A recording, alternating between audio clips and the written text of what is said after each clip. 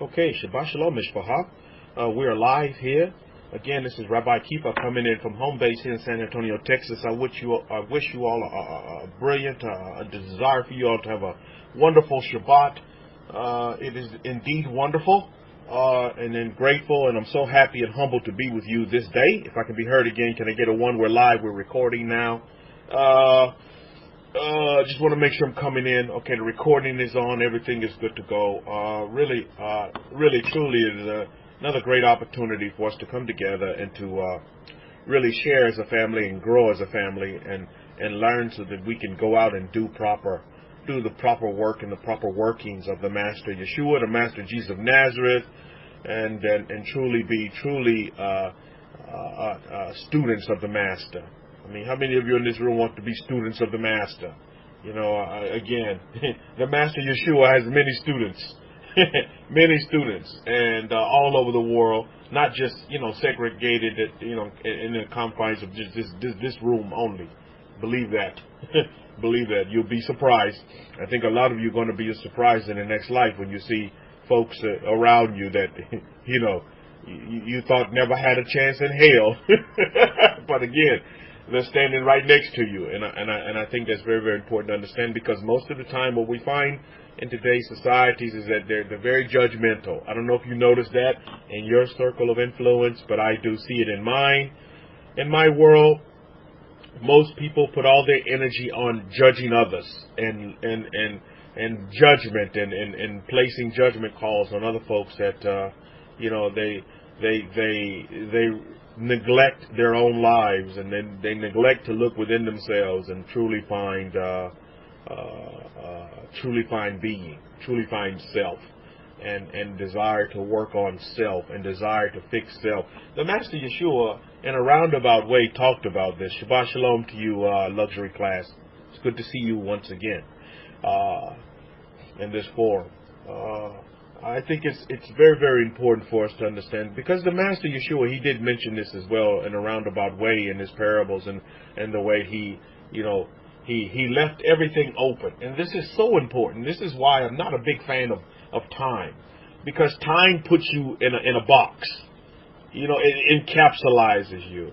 I see that a lot in my field of profession, is that if you don't do things at a certain time, if it's not right at this time, and I notice even in my profession in the medical field that there's flexibility as well.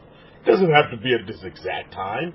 As long, at the end of the day, is that you get whatever objective that you're trying to meet, that it gets accomplished, then you're a winner. But I see a lot of folks, right? They're stressed out, they're depressed over time. Some people call it father time. Father time is depressing them and really stressing them out. One interesting case that I'll put before you to this day that I've seen in my life is that, people set appointments. They set appointments to be somewhere at a particular time. Things happen in life. How many of you understand? Things will happen, and what you have to do is factor in those happenings. Some days things, traffic happens, accident happens, new car battery happens. You know what I mean? Things happen in life, although you do make appointment. But what many folks don't factor in is the happenings. You understand what I'm saying? And so in life, what you need to do is factor in the happenings. Yes, you have a purpose and you have a desire to be at a place at a particular time. But at the end of the day, I would rather you, Shabbat Shalom to you, Yajan, I would rather you get to the place where you want to, even if it's late, as long as you get there in one piece. You know what I mean? Instead of, look, I'm going to give you a prime example. Folks are stressing over time, and they get in a car accident because they're in a rush. They run a red light, get a ticket by the policeman, because their whole agenda was to get there at this particular time. And if they don't make it at that particular time, they jump. I'm telling you, here in San Antonio, they jump in railroad tracks, trying to beat trains to get there in time. How many of you know what I'm talking about? Because they want to get there in time. My whole premise is that, look, how about you get there in one piece? How about you get there whole and complete? That's my desire. So what I'm doing is I'm teaching a lot of the people in my circle of influence, in my world, how what's really important at the end of the day is that you get to your destination in one piece and whole and complete. You understand what I'm saying? So a lot of people are so hung up on time that time puts them in a lot of other problems. Now, I'm not telling you to just run around here and just be tardy because for the sake of tardiness. No, I'm not saying that. But what I'm saying at the end of the day is don't let time put you into the stress capsule. Oh, I'm so stressed out. I'm going to be late. I'm going to be late. How many of your bosses have fired you because you was late? Because you had happenings. Your car couldn't start. Bosses, any boss worth their weight will factor this in. How many of you know what I'm talking about? Oh, yeah, I understand. I fully understand because not only can I sympathize with you, I can empathize with you. Oh, the child was sick. Oh, yeah, I understand. I had it happen too. Don't worry about it. I'm glad that you're here. I'm so happy and grateful that you made it in one piece and that you're healthy and that you didn't have a car accident or you're not laid up in somebody's hospital because you were trying to run the train and the train won. You fought the train and the train won. You understand what I'm saying? In life, we make it so complicated sometimes, but when life is so simple and it's so free and it's not constrictive. So what we want to do today going forward in our lives and in our circle of influences is take the restrictors off life. How many of you understand Torah is life and Torah is freedom? You're so free within the Torah.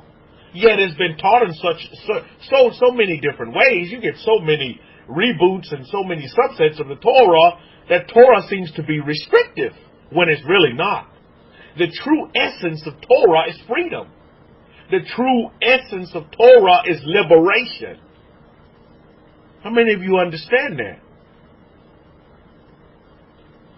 Here in America, we're getting ready to celebrate what? Independence? When is that? 4th of July? They celebrate independence. You're already independent you're independent now. Baruch Hashem. You see?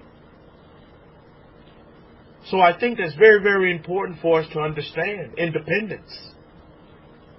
Very, very important for us to understand as we go forward. Very, very important. So, we must look at this and examine ourselves and examine the folks that are around us as well. When we look at these factors. 1 second, Mishpahak. Just give me 1 second. 1 second. Very quickly, let me do this here. We're in Empower Yourself in the Steps of Jesus room. That's the room that we're in. Empower yourself in the steps of Jesus. So I think it's very, very important that we do understand that, Mishpahak, is that we don't want to shackle ourselves and constrict ourselves in any way. Yet at the same time, we run around here telling ourselves that we're free. We have the Torah of Moshe, of Moses, and we live free lives. Yet we shackle ourselves with these factors that should be irrelevant. And time is one of them. Time is a biggie. Any boss worth their weight, any person worth their weight would surely be highly appreciative of somebody arriving. Whether it's late or early, but that you arrive. And you don't get in some kind of car accident, or you're not all stressed out because, you have this preconceived notion that somebody's not going to like you or somebody's not going to be happy with you because you're late. It happens sometimes. And especially if you've been one to be on time for a very a long period of time, you have a record of being on time. And then all of a sudden you miss one day. What is that? Or you're late one time, or you're late a couple of times after that. What does that entail? At the end of the day, that just entails what? That you're a human being, right? That you're a human being. And what? Things happen. There are happenings that go on. Traffic happens. Car accidents happen. What else happens? Health issues happen. Family matters happen. Sometimes, you have, AI can happen. Things can go wrong with, power happens, you see. So these things are what goes on, you know. Hakohen saying we're in the wrong room. Let's see. Empower yourselves in the footsteps of Jesus. What would be the correct room? What is the other room, please? And we'll all happily go over there. Because I have this room, I have empower yourselves in the footsteps of Yeshua, Jesus, and empower yourselves in the words of Jesus. Okay, everybody, let's move over to empower yourselves in the words of Jesus. Let's move over to that room, please. I have that. That one should be saved in my... Let's move over there real quick and we'll continue on. Find your rooms. Everybody know how to move over, right? Empower yourselves. Let's move over there. Empower yourselves in the words of Jesus. I'll see you on that end over there. Let's see. Empower.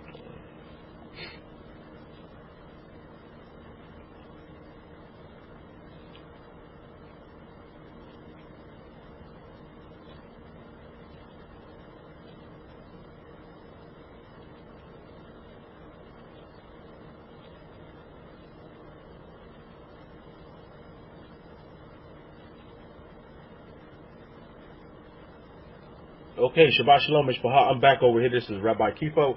We made the switch. What I'm going to have to do is, I have all these empowering rooms in my saves. I'm going to have to delete all those other rooms so there is no mishap in the future. So everybody, let's give everybody a minute to make the switch over. To for that, Hakohen, let's give everybody a minute to make the switch over. Looks like Hakohen is up. Yeah, I have so many of these rooms. I have so many of these empowering rooms, Brukashim. We're going to narrow it down to one, believe me. I'll narrow it down to my one, and then we'll be good to go. Hakohen, are you up and ready, up and running, ready to? I'm just giving out the quick tidbits. Are you up and running? Okay, good. So I'll release the mic over to Hakohen, make sure he's good on his end. Meantime, we'll give everybody a chance to come on and switch on over. I'm going to delete these other rooms out the way, so I won't have any issues going forward. But yeah, we were getting quite cozy in the other room over there this morning. Okay, Shabbat Shalom to all of you, Mishpaha. Let's give everybody a minute to make the switch over. Over to you, Hakohen.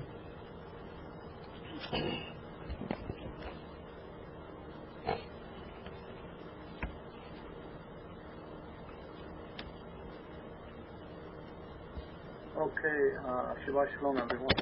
Give me a moment to...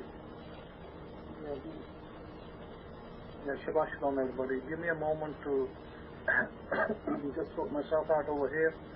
We had some internet issues down here, and we're still trying to resolve them.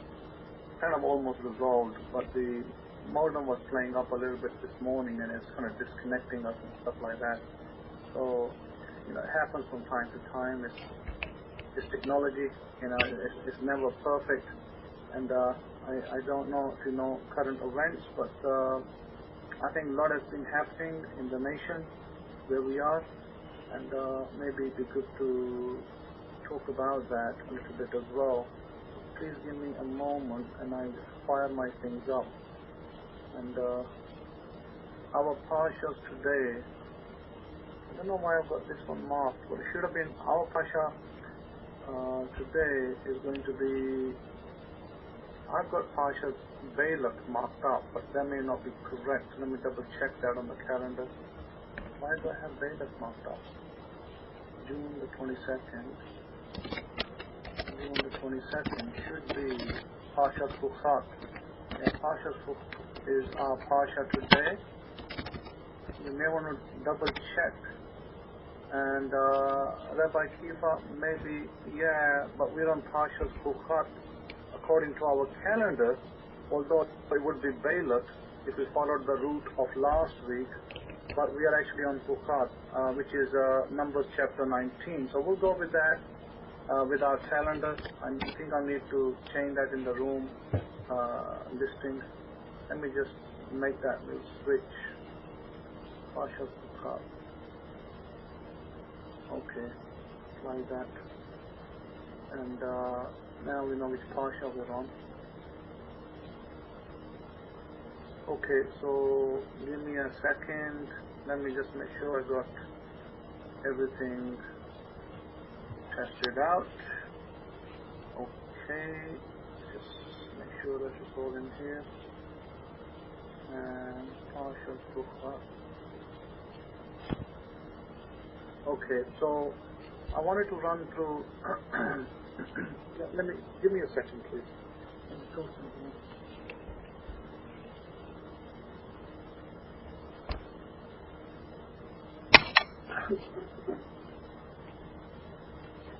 Okay, Baruch Hashem Yahweh, resurrection and incarnation.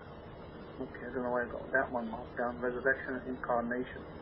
Okay, everybody in the room, what I will do is I will make sure that I'm going to have to delete the other room because you guys are unfortunately, wrong room can get opened very easily. Easy to do. And so we have to, I'm going to have to delete that room. So, Rabbi Kefa, could you do me a favor? Could you just take over for a few minutes? Let me just take care of the other room. I'm going to delete it and then get back to you. Yes, Chadasha, no worries on that end. No worries. I had a lot of empowerment going on in my sessions over here for sure.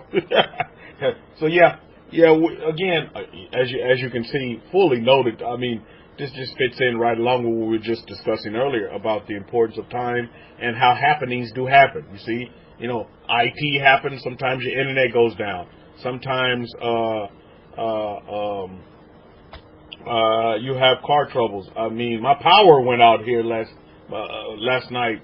I don't know what happened. I think we're using a lot of electricity down here because it's super hot down here in San Antonio. So I think power grids kind of went out. So you must factor in the happenings, and even through the happenings, just like this event right here, you'll get some folks. They'll sit here and complain. They'll put their underoos in the water and just complain about. They'll find a reason to want to go against their so-called perfect world. You know what I mean?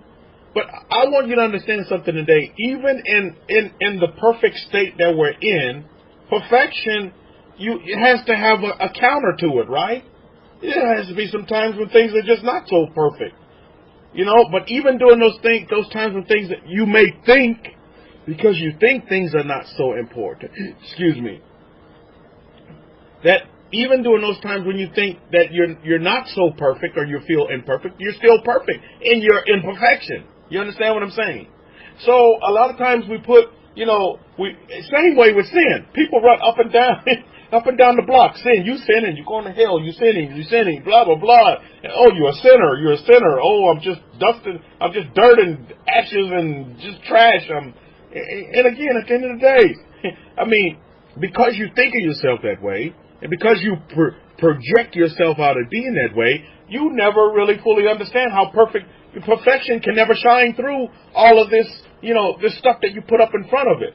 All these barricades and barriers of just negativity. Oh, I'm this. But at the end of the day, you are what? You are the DNA of El Shaddai. You have his DNA within you. So why are you running yourself under the bus and discouraging yourself and depressing yourself? Why? It's because you're not connected to yourself. You're just full of all these emotions. You're never connected to the inner man, the inner woman that's within you, your being. And I think that's very, very important to understand. You're too busy concerned how other people are going to think about you. How other people say you're a sinner. How other people say you're doing wrong. How other people perceive you as not being, quote unquote, righteous. And how you can never reach the righteous pinnacle. When you can, you are righteous now. You are meeting your marks now. You're not this habitual sinner that the world wants to say that you are. But too many times we perceive what other people think that we are, and that's what we become. But not anymore. That game doesn't work here anymore. That game is over, Mishpahah. That game is over. I know who I am. You see? You can't tell me. Nobody, yeah, they're going to continue to try to tell you, but that's water off a duck's back now. I'm not here trying to please everybody and their mama. No. I'm here trying to meet my marks. That's it at the end of the day. And respect other people for meeting their marks, whatever they may be. Because their marks might not be my marks. And I'm pretty sure our Queen is going to talk about it. I'm pretty sure world over you've seen these world events that are going on in the world. Because today I want to talk about history. How many of you, what's your take on history? What does history mean to you? While other people, migrate to the room, we give them some time, but we're going to continue to go on as we are recording. What does history mean to you? That's the question that I have for you this day. Something for you to think about. What does history mean to you? Take a minute to think about it. But really, think about it. When you look at your life, when you look at history, and believe it or not, do you make history or are you making history? That's the question, isn't it? And I tell you what, with the events that we see going on, and if you are making history, then how do you make history? How is history made? Think about that at the end of the day. Eddie says heritage and understanding. What does history mean to you? Each and every one of you, I'm seeing your names, your call names in this Power Talk forum. Each and every one of you, I look at you and I see history. I see history. You have ancestors that have gone before you, have preceded you. I see history. You see history in them. You should. History, on a scale of 1 to 10, how important is history to you? On a scale of 1 to 10, can you give me a number? How important is history to you? It's a 10. To Adelia, what is it to you? How important is history to you? Rabbi Zachariah Shabbat Shalom, he said it's a 10 to him as well. On a scale of 1 to 10. J.B. Yashrael says a 10 as well. Think about that for a minute. How important is history? What does history mean to you? What is history to you? It is just a bunch of stories? What does history really mean to you? Think about that for a minute. Something to think about as we move forward in our lives, as we move forward on this earth. And I'm going to tell you something. I tell you what. Adia says life.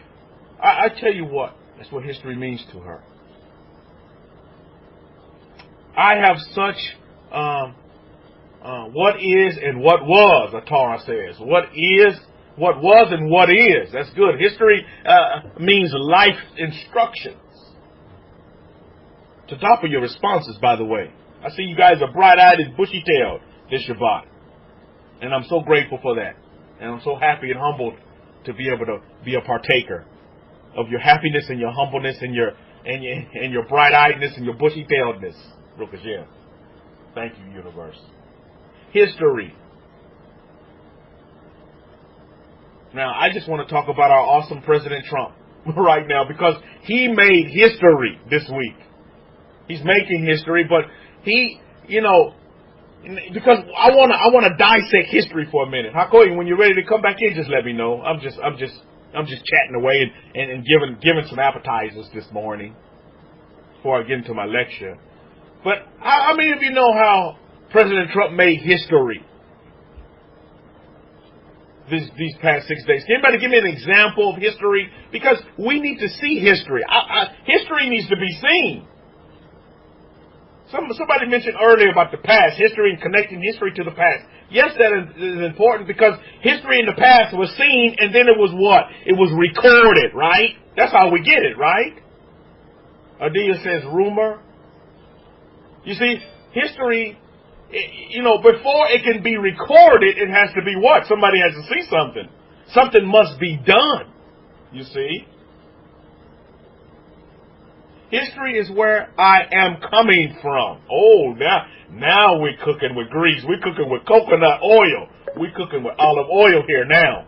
Brukashil. Now we're getting to the meat and potatoes here. About history. We're getting heavy here. About history. What does history mean to you? I thought about this word this morning. I was like, his story. History. Talking about his story. Think about that for a minute. Just saying the word.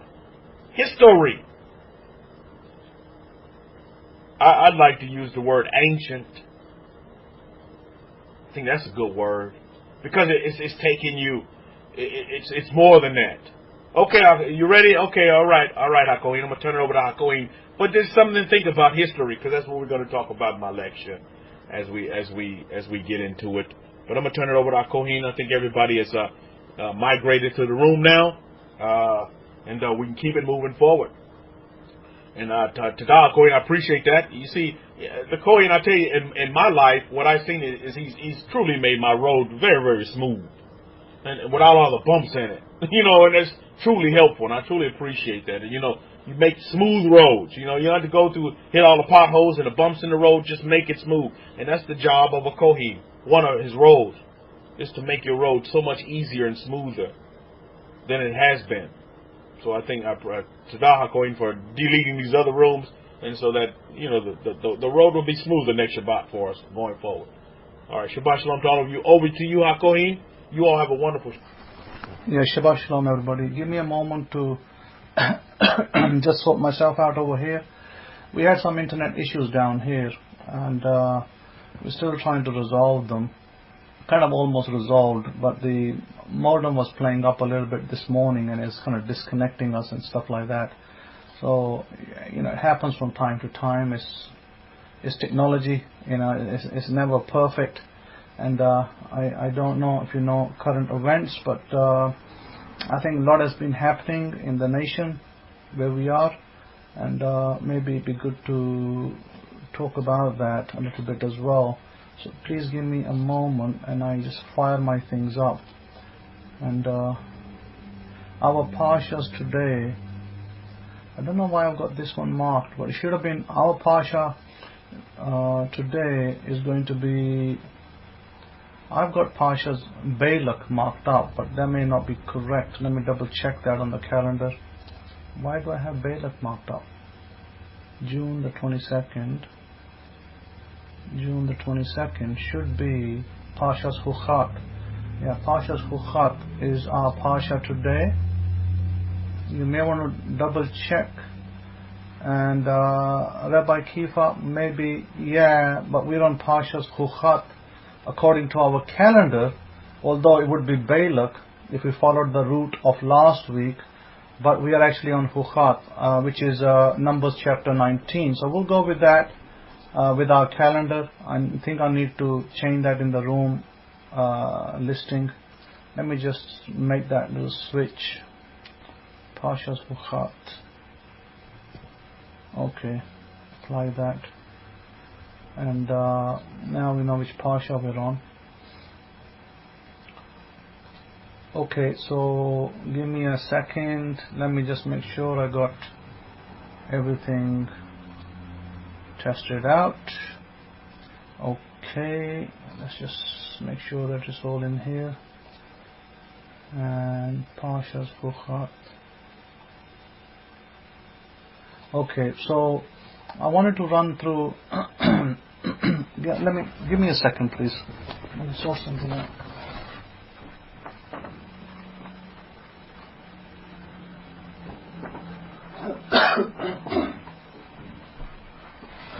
Okay, Baruch Hashem Yahweh, resurrection and incarnation. Okay, I don't know why I got that one marked down. Resurrection and incarnation. Okay, everybody in the room. What I will do is I will make sure that I'm going to have to delete the other room because you guys are unfortunately, wrong room can get opened very easily, easy to do, and so we have to. I'm going to have to delete that room. So. Rabbi Kefa, could you do me a favor? Could you just take over for a few minutes? Let me just take care of the other room. I'm going to delete it and then we'll get back to you. Yes, Chadasha, no worries on that end. No worries. I had a lot of empowerment going on in my sessions over here for sure. So again, as you can see, fully noted. I mean, this just fits in right along with what we were just discussing earlier about the importance of time and how happenings do happen. You see, IT happens. Sometimes your internet goes down. Sometimes you have car trouble. I mean, my power went out here last night. I don't know what happened. I think we're using a lot of electricity down here because it's super hot down here in San Antonio. So I think power grids kind of went out. So, you must factor in the happenings. And even through the happenings, just like this event right here, you'll get some folks, they'll sit here and complain. They'll put their underoos in the wall and just complain about it. They'll find a reason to want to go against, their so-called perfect world. You know what I mean? But I want you to understand something today. Even in the perfect state that we're in, perfection, it has to have a counter to it, right? There has to be some times when things are just not so perfect. But even during those times when things that you may think, because you think things are not so important, that even during those times when you think that you're not so perfect or you feel imperfect, you're still perfect in your imperfection. You understand what I'm saying? So a lot of times we put, same way with sin. People run up and down the block. Sin, you sinning, you going to hell, you sinning, blah, blah. And, oh, you're a sinner, you're a sinister. Oh, I'm just dusting, I'm just dirt and ashes and just trash. And again, at the end of the day, because you think of yourself that way, and because you project yourself out as being that way, you never really fully understand how perfection can never shine through all of this, this stuff that you put up in front of it. All these barricades and barriers of just negativity. Oh, I'm this. But at the end of the day, you are what? You are the DNA of El Shaddai. You have this DNA within you. So why are you running yourself under the bus and discouraging yourself and depressing yourself? Why? It's because you're not connected to yourself. You're just full of all these emotions. You're never connected to the inner man, the inner woman that's within you, your being. And I think that's very, very important to understand. You're too busy concerned how other people are going to think about you. How other people say you're a sinner. How other people say you're doing wrong. How other people perceive you as not being, quote-unquote, righteous. And how you can never reach the righteous pinnacle. When you can, you are righteous now. You are meeting your marks now. You're not this habitual sinner that the world wants to say that you are. But too many times we perceive what other people think that we are, and that's what we become. But not anymore. That game doesn't work here anymore. That game is over, Mishpahah. That game is over. I know who I am. You see? You can't tell me. Nobody can, they're going to continue to try to tell you, but that's war off a duck's back now. I'm not here trying to please everybody and their mama. No. I'm here trying to meet my marks. That's it at the end of the day. And respect other people for meeting their marks, whatever they may be. Because their marks might not be my marks. And I'm pretty sure our coach is going to talk about it. I'm pretty sure world over you've seen these world events that are going on in the world. But today I want to talk about history. How many of you? What's your take on history? What does history mean to you? While other people, migrate to the room, we give them some time, but we're going to continue to go on as we are recording. What does history mean to you? That's the question that I have for you this day. Something for you to think about. What does history mean to you? Take a minute to think about it. But really, think about it. When you look at your life, when you look at history, and believe it or not, do you make history or are you making history? That's a question, isn't it? And I tell you what, with the events that we see going on, and if you are making history, then how do you make history? How is history made? Think about that at the end of the day. And he says heritage and understanding. What does history mean to you? Each and every one of you, I'm seeing your names, your call names in this Power Talk forum. Each and every one of you. I look at you and I see history. I see history. You have ancestors that have gone before you, have preceded you. I see history. You see history in them. You should. History, on a scale of 1 to 10, how important is history to you? On a scale of 1 to 10. Can you give me a number? How important is history to you? It's a 10. To Adelia, what is it to you? How important is history to you? Rabbi Zachariah Shabbat Shalom, he said it's a 10 to him as well. On a scale of 1 to 10. J.B. Yasrael says a 10 as well. Think about that for a minute. How important is history? What does history mean to you? What is history to you? Is it just a bunch of stories? What does history really mean to you? Think about that for a minute. Something to think about as we move forward in our lives, as we move forward on this earth. And I'm going to tell you something. I tell you what. Adia says life. I tell you what history means to her. I have such what is and what was, the Torah says. What is, what was, and what is. That's good. History means life instructions. So talk for your responses, by the way. I see you guys are bright-eyed and bushy-tailed this Shabbat. And I'm so grateful for that. And I'm so happy and humbled to be able to be a partaker of your happiness and your humbleness and your bright-eyedness and your bushy-tailedness with the gift. Thank you, universe. History. Now, I just want to talk about our awesome President Trump right now because he made history this week. He's making history, but he, because I want to dissect history for a minute. Hakoy, when you're ready to come back in, just let me know. I'm just chatting away and giving some appetizers this morning before I get into my lecture. But how do you know how President Trump made history these past 6 days? Anybody give me an example of history? Because we need to see history. History needs to be seen. Somebody mentioned earlier about the past, history and connecting history to the past.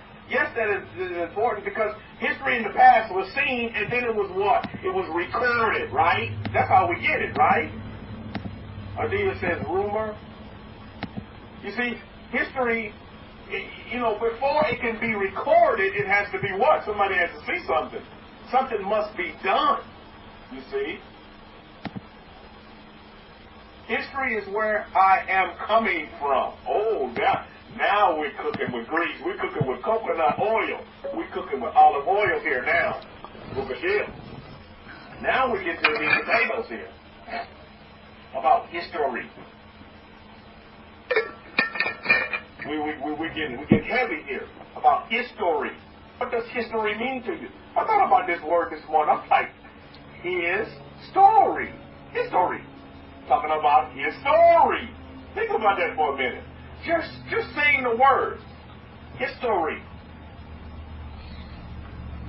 I'd like to use the word ancient. I think that's a good word. Because it's taking you, it's more than that. Okay, you ready? Okay, all right, Hakoin. I'm going to turn it over to Hakoin. But there's something to think about history, because that's what we're going to talk about in my lecture as we get into it. But I'm going to turn it over to Hakoin. I think everybody is migrated to the room now, and we can keep it moving forward. And Tada, Hakoin, I appreciate that. You see, the Kohen, I tell you, in my life, what I was thinking is he's truly made my roads very, very smooth, and without all the bumps in it. And it's truly helpful, and I truly appreciate that. And you make smooth roads. You don't have to go through hit all the potholes and the bumps in the road. Just make it smooth, and that's the job of a Kohen. One of his roles is to make your road so much easier and smoother than it has been. So I think Tada Kohen for deleting these other rooms, and so that the road will be smoother next Shabbat for us going forward. All right, Shabbat Shalom to all of you. Over to you, Hakoin. You all have a wonderful Shabbat. Tada for that, Rabbi Kefa. Okay, so we'll delve straight into it. Sorry about the delays and the disruptions this morning. We're just kind of coming out of that. So we're a little late start today because of the wrong rooms. I have deactivated the other room now, so you won't be able to enter it, and nobody will be able to open it either. So it's kind of done, dusted for one. Please mark this room on your favorites. There's a little heart icon in the middle of your Paltalk chat screen. You can click on it, then you basically become a follower of the room. It's like marking it as a favorite. The next time you know how to find it. That's one thing. and we'll look at the joke of our little joke. A priest and a minister and a rabbi are discussing how they get paid out of the weekly contributions made by their congregants. The priest says, I draw a line on the ground and throw the funds in the air. What falls to one side of the line is God's, what falls to the other is mine. The minister says, I do sort of the same. I draw a circle. What falls inside the circle is God's, outside is mine. The rabbi says, I throw the money in the air too. What God wants he takes, what falls to the ground is mine. So today we got Parsha's Hukat, which is the book of Numbers. Now before I delve into the book of Numbers chapter 19, I wanted to take you through a little bit of our people's history. Rabbi Kefa spoke about history, and here I go about history. I think you'll be very fascinated by this history, as I was as well. I still am. And why God has taken me to the northwest frontier of Pakistan. And I now realize why I'm connected to that area is because of who we are as a people.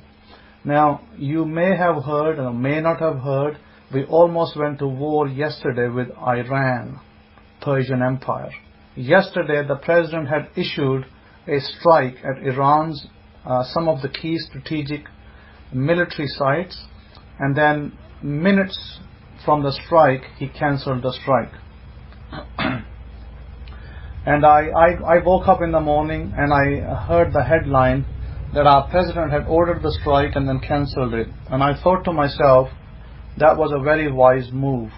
Because if you wake up the Persian beast, you're going to unleash the Persian Empire. This is not this is not a country that was established 5 years ago. This is a country that empire that was established prior to, prior to, I mean, if you think about it, this is going back thousands of years, prior to even prior to our temples being built. So this is a very old ancient empire. They do not, they do not go for offensive wars. They have no history of offensive wars. They have defensive wars. And if America had attacked them, guess what? They would have gone into a defensive war. And this war would have been very protracted. And a lot of lives would have been lost, American lives and Persian lives, and needlessly, they didn't need to be lost. So I thought to myself, it was a very wise decision to pull back, because we are not here to do Israel's dirty work, the dirty work of Israel's leaders, and we're not here to do the dirty work of Saudi Arabia, because that's what they want. Israel's leaders, they want us to do their dirty work, and Saudi Arabia's Prince wants us to do their dirty work as well. They want us to fight the war with Iran. They want us to take the casualties, and they want us to suffer the penalties. So we, as a people, don't want that. I would not want American, British soldiers, American soldiers, German soldiers, French soldiers, fighting a war in which our people, our women over here, American women, will be sobbing and crying, with their husbands leaving them, leaving their children, and putting themselves in harm's way. Wars bring casualties. Wars bring death. Wars are not nice things. Sometimes we have to go to war because there's nothing else you can do about it, but majority of the times a war can be completely avoided with peace. And since I'm here in North America, in the gate, my role over here is for peace, not for war. And so this is why I was very happy to hear that Mr. Trump did, listen, because he did listen to somebody. Somebody from one of these nations must have spoken with our president and told him to back off the war. And he did. And this will, of course, to everybody, excuse me, everybody's thinking that, he just, the general said not to fight. No, it's none of that. That is all media. It's all media BS. What actually happened will come out in a decade or 2 decades, that the president was instructed or called by a leader of another nation who told him to back off. This is not a good time to fight. And that's what the president did. And if the president is now touting the media, saying that, oh, well, it's to do with 150 Iranian deaths. Well, that's just the media. Don't believe every statement that comes out of CNN and Fox News. So both fall to the right and to the left. Extremists, extremists to the left, extremists to the right. Neither can be trusted. So be wary of the media and be wary of the reports you hear, because 9 times out of 10 they are not true. So moving forward, I wanted to take you to the real history of our people for a moment, and I want to take you back into about the tribes. Where are the tribes today of our people, and what happened to them after our dispersion. I think all this is very fascinating, and it's all very, very important. And though I know that we migrated,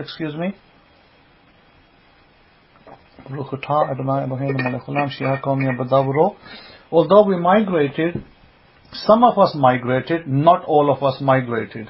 And because of migration patterns and, over the centuries, marriages, intermarriages, we mixed with a lot of people. But I want to take you back to Pakistan, India, Afghanistan, and Iran as well, because we were shipped to Iran under one of the kings in the 7th century BCE. This is the time of Isaiah the prophet when he was a young man, and this is a time that later he became a prophet. He started to write about prophecies in the future, and we got a whole host of prophecies in the future in the book of Isaiah.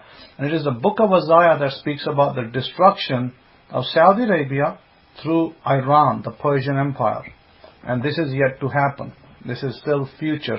Having said that, we came pretty close to a war with the United States, which is also, by the way, prophesied in the book of Jeremiah.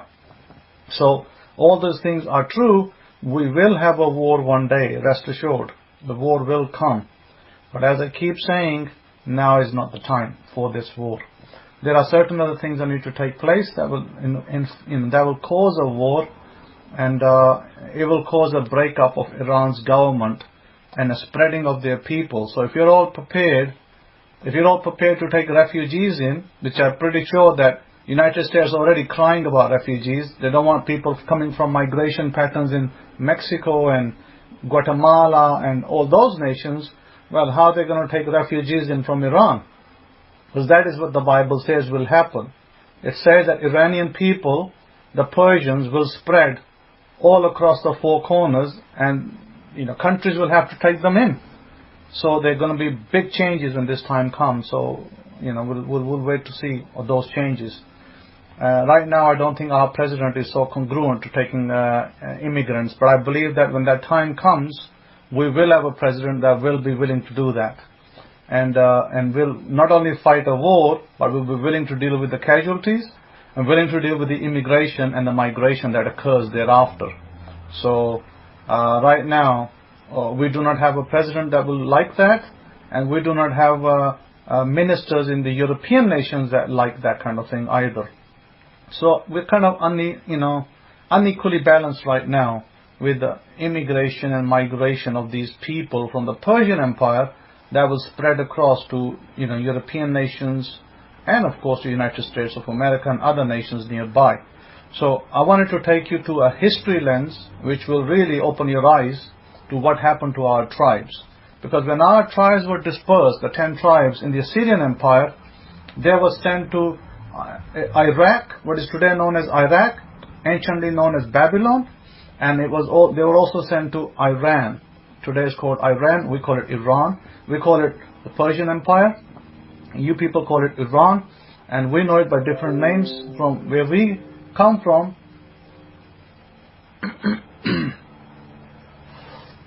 Having said that, let's have a look at our history. So where does our history start? Where does Islam start? Now this is all connected to Islam as well. As you know, Islam started in the 7th century with the advent of the Muslim holy prophet Muhammad. And it was at this time, now let me take you to 1400 years before that. Our people already migrated out, shipped out to the Assyrian Empire. The Assyrian Empire at that time was ruling many nations near and far. And all you got to do is Google a map and you'll see how big the Assyrian Empire was. Assyrian Empire was taken over by the Babylonian Empire, followed through after that by the Grecian Empire, and then followed through by the Roman Empire. And all those are parts of those details you can find in my book that I wrote years ago called World War III. There's about 3 books in that series. One is called Unmasking the End Times Beast, one is called Salvation of the Jews, and one is called the Exodus, Exodus of our people, Exodus back to Israel. So having said that, what happens is when our people, we had a contingent of our people that were in Persia, and from Persia they crossed over to Afghanistan. That's where the story begins now. When they crossed over to Afghanistan, there was a man by the name of Imral Kass, who was told that in Saudi Arabia a man has proclaimed to be the prophet, and he then went to visit this prophet that he had heard about, because he had read in his scriptures, in other words the Torah, that there will come a prophet at a time that we will accept, and that prophet will be the one we will follow. Now, I'm not going to go into whether he made the right decision or the wrong decision. That's for history to tell. But what he did do, he went over there to Saudi Arabia and he spoke to the Prophet of Islam. He spoke to him, he met him. This was a brave fighter. This was a brave guy. Imral Kass was a very great fighter. Let me tell you who he was, because your history books don't even have his name. Your history doesn't even talk about our history that really occurred in the East. This guy was named by Muhammad, the Muslim prophet of Islam, as Abdul Rashid. He gave him a new name. And this man is the 37th descendant of the king of Israel. Guess which kings? Anybody wants to guess which king he comes from? Okay, I'll let you know. He comes from the king of Benjamin, in other words, King Saul. He is his direct descendant in Afghanistan. This man was present in Afghanistan. He was the leader. He was a great fighter. He went to meet the Muslim prophet Muhammad. He accepted Islam at that point. When he accepted Islam, and before he was to return, the Muslim prophet Muhammad had a great military leader called Walid ibn Walid. And he had a daughter, and that daughter's name was Sarah. Sarah was then married to this man who is now named Abdul Rashid. It then happened that this man called Walid ibn Walid, he was also called, you can search up for this if you want later on, if you want to kind of delve into this history, he was called the Sword of Allah. And he was one of the greatest military leaders that Muhammad, the Muslim prophet, had at his disposal. So Abdul Rashid, who was from the tribe of Benjamin, because you can find large portions of Benjamin in Pakistan and in India, northern India, and also in Afghanistan and northern fronts of Pakistan. So I've met some of these people myself directly. And he basically left 3 sons. Abdul Rashid died at the age of 87, but he left 3 sons. And one of the sons was called Saraban, one was called Batan, and one was called Gurgistan. Now Batan, let me tell you the story of Batan, and let me tell you what actually happened before he went to visit Muhammad. Rashid, who is obviously Abdul Rashid, who is from the tribe of Benjamin, before he converted into Islam, the way he went to Muhammad the Prophet, how did that happen? The way it happened was that he was invited by Walid ibn Walid. Walid invited the tribes in Afghanistan and he said, we need your help, because these people had done their, he converted to Islam, he came back, and then Muhammad the Muslim Prophet was fighting a war with the local people over there, who he said these are the infidels, these are the polytheists, they are worshipping statues and all sorts. So at that point, Walid ibn Walid sent a message to Abdul Rashid in Afghanistan. He said, we need your help. The Prophet of Islam has called you to gather the Muslims, the fighters that you have, and please come and help us. We need your assistance. At that point, Abdul Rashid went up to Saudi Arabia with an army, and they went and they slaughtered every one of the so-called infidels. They killed them all. And when he actually got to the Muslim Prophet heard the news that before they even could go fight the war, these people had already taken care of it. They already killed them all. So the battle was already won by these people. And then the Muslim Prophet gave them the title Batan. From Batan, today we get the title with the P. Before it was a B, because Arabic doesn't have a P, by the way. P kind of a P constant or a formation. And from Batan it became Patan. Patan is the term that we use in Pakistan for these people. And then what happened was that, why did he give them the title Batan? He gave them the title Batan because Batan in the ancient times was a type of wood that was used in ships, shipbuilding. It was very, very hard wood. And the Muslim Prophet gave them this title because these are hard fighters. They don't give up. Very, very important element of their policy is this. They live by certain principles of the Torah, which I think most people are not even familiar with in the West. America, as a nation, England, Germany, and all these other 40 other nations put together, learned in the last 20 years what it's like to fight the Afghanistani war. And they still haven't won that war, by the way, and they will never win it. Because I wrote about this maybe 14 years ago. I wrote about this. And I said, I don't care what technology we have in America or England, they will never win the war in Afghanistan. Because you know why?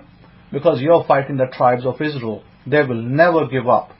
They never gave up in King Alexander's time, because their first encounter of these tribes of Benjamin and Judah that were there, their first encounter, there are the 10 tribes there, by the way, and I'll name you a few in a second. Their first encounter was with Alexander the Great. He came over there, he started fighting these people in the 3rd century BCE, and he wrote to his mother. And he said, Mother, you have created one lion. I am fighting a lion here at every step of the way. They are lion-like people. They don't give up easily. They don't give up at all. And so what happened, King Alexander was only able to maintain that area of Afghanistan. He married a princess from in their midst, and he was only able to maintain this area for 3 years. And that 3 years was always fighting, struggle, reprisals, and eventually they took over their land back. There is absolutely no history that Afghanistan went to anybody more than 3 years other than to Alexander the Great. Alexander the Great is the only person in history who occupied it and ruled it for 3 years. The British Empire didn't do that, the Roman Empire didn't do that, and the so-called American Empire didn't do that either. It'll never do that. So, having said that, it is futile for us to be fighting these people when we know who these people are. Think about it. You're fighting the tribes of Israel. These people know how to live in rugged territory. They know how to survive with the small amounts of water. They can survive extreme amounts of heat. These are fighter, warrior class people. The Israelite 10 tribes, if you want to look at their history, Bible is replete with their history. And it talks about what kind of people they were. And these people are very rugged. They can be very unruly, and they can go around and doing all sorts, things. And they do. By the way, Afghanistan, Pakistan areas where these people live, they follow Torah more than they follow Islam. These people will tell you this one thing. They will tell you this, that we have been following Muhammad, the Prophet of Islam, for 1400 years. Before that, we are from the tribes. They know who they are. They're not absent-minded, by the way. They know who they are, and they will say that we have been fighting, we follow a code of law, and their code of law is called the Pakhtunwala. The Pakhtunwala code of law has about 9 principles, and those 9 principles derive out of the Torah, and they will tell you that. And one of those principles is honor. Second principle is loyalty. Third principle is if a guest comes to you, they will never give that guest up to the enemy. Fourth principle, which you may have heard, they actually have cities of refuge. In Pakistan and Afghanistan, there are cities of refuge. Let me tell you another secret. Where I have an Aisha in Pakistan. Listen to this and tell me if this is a coincidence. That city is called a city of refuge in their book. Think about it for a second. God takes me to a place that I've never been to. I was born in Pakistan and I never traveled to that remote part of Pakistan, that northern front. And one day, God introduces a woman to me from that area who becomes my wife. And what is that place? I learned that place is a city of refuge made by these tribes before I even knew I was a Kohen. So my point is this, that everything happens for a reason. Nothing happens without reason. That happens. So this is why I believe that God took me there, because He wanted me to connect with these people back. And I met many of these people over there. They're good people, very good people. And even the Jews from Israel, some of the Jews ventured out to that city, Peshawar and beyond. They went to Peshawar, they went to Afghanistan, they met these people and they said, you know what, these people are every bit Jewish as we can say. And one of these people asked these people, well, he said, who are you? He said, we're Jews. He said, where the hell were you all this time? He said, we come to find you. So where the hell were you all this time? So, but the guys were very polite. These guys in Pakistan and Afghanistan were very polite with them, and they received them with graciousness. Although everybody was telling them, hey, these people are going to kill you if they find out you're Jews and you're from Israel. But no, they were very polite with them. They didn't do anything bad towards them. They actually took them to a couple of sites that were available that had the Aramaic writing. They still have the Aramaic writing on a stone. 2 sites are still available in Pakistan. 1 site is buried in Afghanistan. You can't even get to it because it's got Russian mines in there. And if you do get to it, the stone is buried. But the other 2 stones that are available, they have Aramaic script writing that was written by the tribes of Israel. And these Jews that went from Israel actually went and read those, and they said, yeah, this is Jewish writing. We see this, we read this. And so this is why these guys over there embraced them. They embraced them, they said, yes, you're our people. So having said that, let me take you back to the Rashid's family. Rashid's family, now from Rashid's family, the rulership went to a man called Hazrat Suleiman. Basically, Hazrat Suleiman was one of the sons of Abraham. Suleiman is from King Solomon, but that's a similar name. I mean, it's not a direct descendant. It could be, but these are direct descendants of Abraham as biologically. And the name that was given to them originally was Afghan. Now, Qas Abdul Rashid, remember the person who went to meet the Prophet of Islam, and he was given the daughter of one of the top fighters, commanders in Saudi Arabia.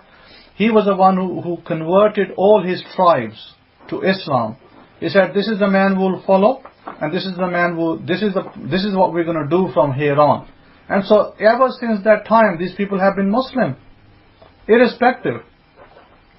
Khalid bin Walid is a man, or I would say Walid ibn Walid is a man who gave the daughter, but Khalid bin Walid is a man who invited these people from Afghanistan to fight and to kill the infidels in Mecca. What they term the infidels.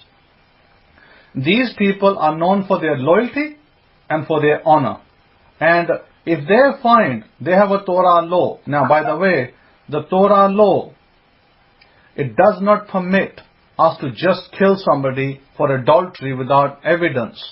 But these people follow the Torah law, but a little bit skewed. What they do is if they find out that a woman has been even, detected of adultery, they don't even care about witnesses. They will stone both the man and the woman. That is Jirga law in Afghanistan and the northern fronts of Pakistan. All these tribes follow that. They will kill an adulterer and an adulteress, even with suspicion, without witnesses. So this is one of the things they do. And I think it's a little skewed, but anyway, that they say this is our law. Our law is more than Islamic law, because their women, they do a Shabbat ceremony. They don't know why they do it, but they have taken this tradition from the second century Israel, where they were lighting lamps on Friday night. Women do this in Pakistan, by the way. On Friday night they light lamps. They don't know why they do it. They have a custom and a tradition. When they marry their sons, they sacrifice 4 lambs and they give the meat to the guests. And they say that we do it because Moses did it. Listen to this. They do it because they say Moses did it. That's why we do it. It's not Islamic law. It is our law. That is supersedes and overrides any other law. So they supersede and override any other law, including Islamic law, back to their Torah law. And they follow that to the letter. And so some of them who can afford it, they will do 2 sheeps. The ones who are a bit more wealthy, they'll do 4. And another thing, they will not eat camel's meat. These are the only people in Pakistan that I know of that do not eat camel's meat. You know why they don't eat camel's meat? Islam permits it. Islam says camel meat is fine. So majority of the Muslim world eats camel meat. These people do not. They say that our laws do not permit us to eat camel meat. What laws? The laws from the Torah. Those laws. So they remember those laws and they follow those laws to the letter. And they also have polygamy, what is commonly termed plural marriage. They follow polygamy laws. They can have more than one wife if they desire. Again, it's down to their ability to maintain their wives that they'll do it. Otherwise, they won't just, willy-nilly go do polygamy. They'll only do it if they can afford to keep these wives. They have many traditions in their cities that are 100% Israelite traditions. If a man has committed manslaughter, they have got cities designated in Pakistan and Afghanistan where that manslaughter person can go to. He will not be touched by the authorities because he is in a protected zone. Now, these people that do the sacrifices of the 4 sheep in their wedding, they are called Musakhail. Musakhail from Moses means that they say that we have come from the clans of Moses. All their love songs, by the way, all their love songs they conduct, guess where they are conducting all their love songs? All of their love songs are not in some kind of, shady theater. They conduct all their love songs at a well. And when you ask them, why are all your love songs at a well? And they will tell you, because all our matriarchs found their love at the well. And you can get a quotation of how, Isaac's wife was found at a well, how the other wives were found at a well, so they conduct their love songs at a well. That's absolutely fascinating that they still do that. Because, in Afghanistan and northern fronts of Pakistan, they cover their women so fully that you can't even see their ankle or their, sometimes you can't even see their hands because they put gloves on. So they really cover their women and they keep them, secure. They very, very highly respect their women. These are the only people I met in Pakistan. Highly respect women in their areas. You cannot look at a woman in their area, you will be dead meat. You look at their woman and try to whistle to her or, do some kind of gesture, you better be ready for a bullet in your head. Because they will kill you. They will not hesitate to kill somebody like that. But they utmost respect women. Not just their own women. They utmost respect women in that region. If a woman goes to a bank and there is a queue, the men will stand back and they will tell the woman she can go forward. I went to Pakistan to a ID card office when I was there last year.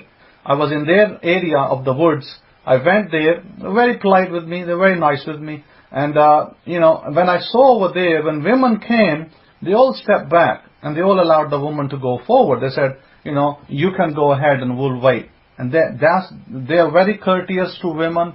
They highly respect the women. I did not see a single person over there looking at a woman like, in a lustful way. My goodness. They wouldn't do that. Not in that area. Whereas if you go to the southern fronts of Pakistan, let me tell you the southern side of Pakistan and the other parts of Pakistan. Woman is going down the street, people will be whistling. People will be doing that sometimes, right? And there'll be fights over that. That happens in other parts of Pakistan. Not in Afghanistan and not in the northern parts of Pakistan. You will not hear whistling. You will not even see people trying to gaze at somebody's daughter or somebody's wife, because it is not permitted. And this is something that we all know, especially me, of course, because I was brought up in those kind of regions. I know that you do not look at other women trying to, kind of size them, or what kind of height is she and what is she wearing. Cannot do that. You cannot do that. You look away.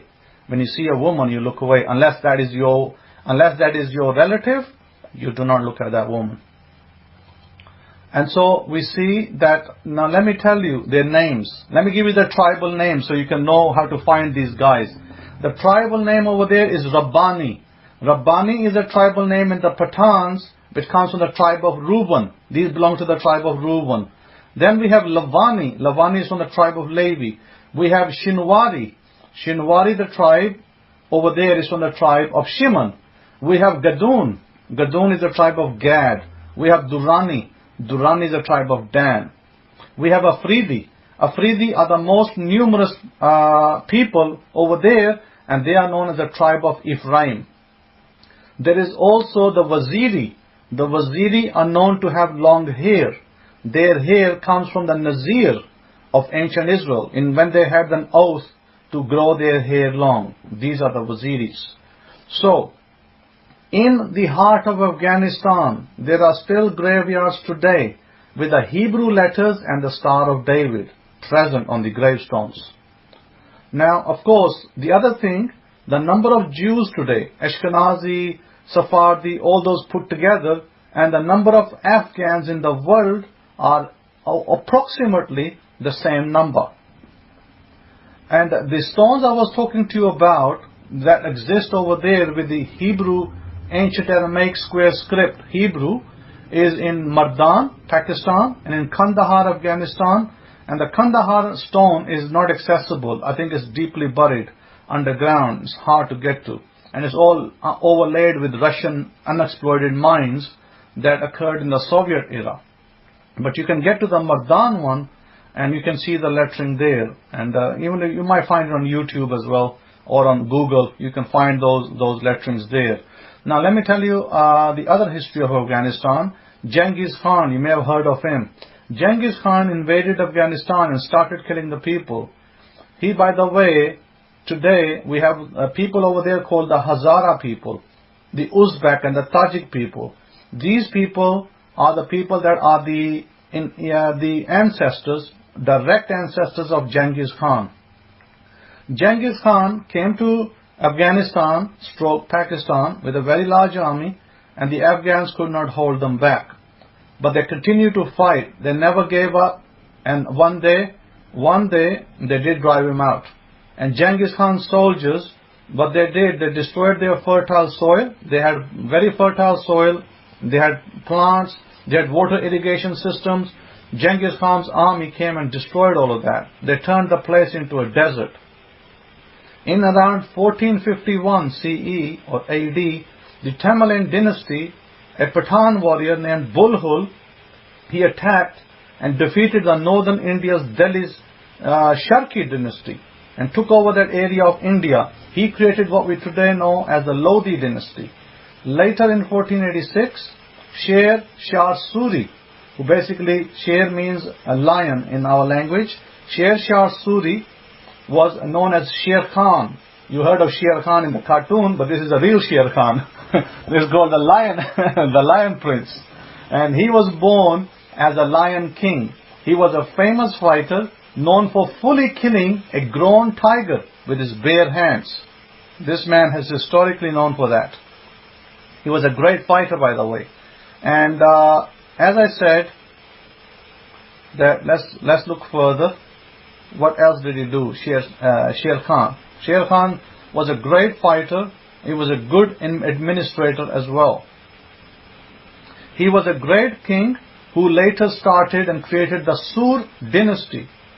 In 1526, Ibrahim Lodi was betrayed by his uncle Alam Khan over to the Mongols who were ruling in parts of India, and he fought the famous battle of Panipat in India with 20,000 of his forces, but they were killed, and he lost it to the Mongol king Babur. He is one of the well-known kings over there. We have his fortresses in Lahore, where I was born. It was this person's death, Ibrahim Lodi's death, that led to the Mongol Empire of India flourishing. Then King Babur, with the tribes of Pashtuns, remember Pashtuns are all Israelite tribes, he took control of Kabul at that point. In 1537, Sher Khan, who's the Lion King, he fought alongside the army of Babur King and became the governor of Bihar. Bihar, by the way, is in India.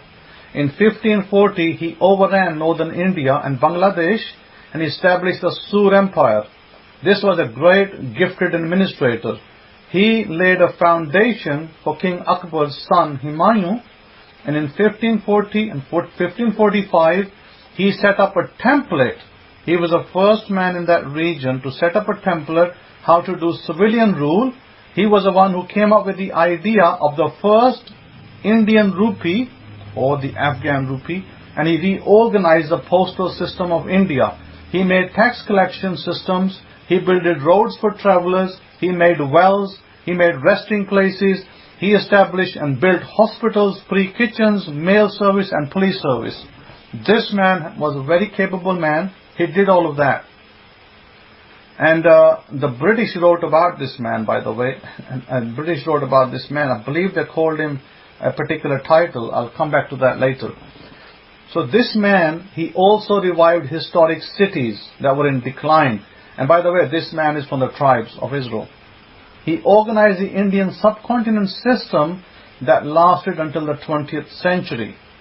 And then later after his time, there was another intellectual that was born called Bayezid, who was also from the tribes. In 1550, he wrote the first Pashtun book and revolted against the Mongol Empire. They continued to fight the Mongols until they got their freedom. Then there was a man from the tribes called Khushal Khan Khattak, a great Pathan fighter. He was born in 1613. He was a legendary poet. He promoted Afghan nationalism through his poetry. And he admonished the Pashtuns to put away their rivalries, tribal rivalries, because there was a lot of tribal rivalries between these 10 tribes. And he told them to reunite against the Mongols. He was also a renowned fighter as well. Yusuf Zai today is a term that is used for some of these Pashtuns, and Yusuf Zai means the sons of Joseph. These are the people who slaughtered the Mongols in the Hindu Kush mountains to take control. Soldiers of the Mongol tribe, under the order of the governor Amir Khan, when they found out that the Yusuf Zai, the tribe people did that, they sent an army through the governor Amir Khan, who tried to molest the women of the Pashtun Safi tribe, what is today known as the Kunar district. This is both in Afghanistan and the northern regions of Pakistan, which Chitral is a famous region where this Kunar district exists, kind of borders into Afghanistan.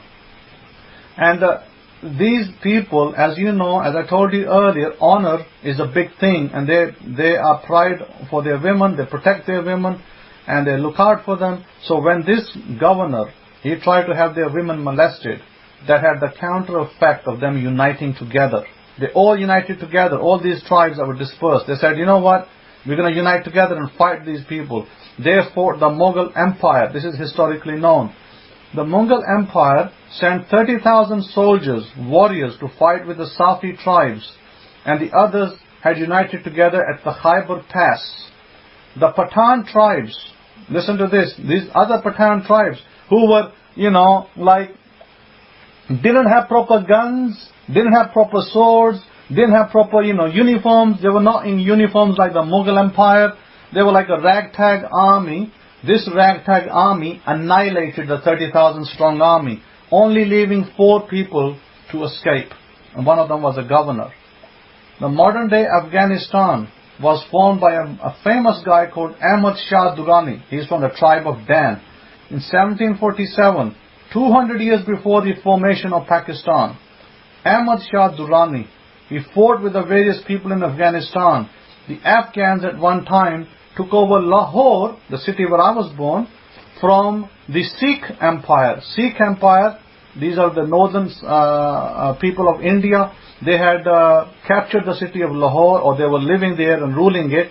Ahmad Shah Durrani overtook it and removed all of these guys from there. Ahmad Shah Durrani also took control of modern day Pakistan in 1749. And after that, the Sikh Empire, which had conquered Lahore, he obviously overruled that. He threw them out. He captured it back. He then, Ahmad Shah Durrani also took control of Peshawar. Peshawar was also being ruled by the Sikhs. He also drove them out of Peshawar and conquered that region as well, in the northern region of Pakistan. In 1756, Ahmad Shah Durrani plundered many parts of India, such as Delhi, Agra, Mathura. All these parts were plundered and taken over by this man. He was the one who attacked the Golden Temple in India, which is considered a holy site by the Sikh people, and he filled this pool with the blood of the people he killed, which started a rivalry between the Sikh people and the Afghan people, which lasts to this day, by the way. And Ahmad Shah later returned to India to confront the Hindu Marathas. These were the people who were controlling parts of India. And he declared a holy war against the Hindus. And he wrote to his people, he said, come and join me to fight this holy war against these infidels. And of course, in 14 January 1761, the third battle of Panipat took place between Hindus and Muslims, stretching across 12 kilometers of the city. Ahmad Shah Durrani won that battle with a decisive victory. This was the battle that formed the weakness of the Hindu Empire that caused the British to rule India later. If the Maratha Hindus were not defeated, the British would not be able to have overtaken India. So in the British, in one of their intelligence reports, you know what they called Ahmad Shah Durrani? They called him the King of Kings. He never called himself the King of Kings, but they did. They said that Ahmad Shah Durrani was one of the greatest fighters around, and his empire stretched from Delhi in India, Kashmir in Pakistan and India, to the Arabian Sea. Very well-known fighter, very well-known administrator, great guy. And here's the interesting thing, it's from the tribe of Dan. In 1837, it was Dost Khan that took back Peshawar, that had been overtaken by the Sikhs in the Battle of Jamrud. Akbar Khan, the Pashtun, killed the famous Sikh warrior. There was a famous Sikh warrior called Hari Singh Nalwa, and it was one of the Pashtun, one of the tribal people that struck him down. And I think that kind of wraps up. But let me tell you one more part of history of these tribal people in the north of Pakistan. They use a ceremony called Sandak.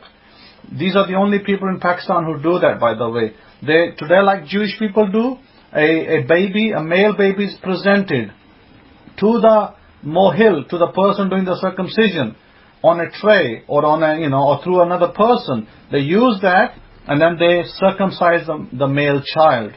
And they do that even to this day. They do that. The Muslims, they have this ceremony performed, but other Muslims don't do this ceremony, but these guys do. So that wraps up my history for our tribal people that exist in Pakistan, Afghanistan, and those areas that I refer to in my particular text. You may want to, of course, there's a lot there to grasp in one little reading, but you may want to look at that. You may want to cross-reference, and do a little search on it, and you will find more history related to that. But these are our tribal people. Some of them are living in America today, and others are living, still in the same regions. I don't know, somebody's having a hard time getting into the room, so I don't know what they're talking about podcast. We don't have any podcast going over here, so not sure what they're referring to. Having said that, let's go back to our lecture now, and our lecture begins. Chapter 19, Hukat are the statutes and judgments, laws. And it says here, and Yahweh spoke to Moshe and to Aaron, saying, this is the ordinance of the Torah which Yahweh has commanded, saying, speak to the children of Israel, and they bring you a red heifer without spot, wherein there is no blemish, and has never been yoked.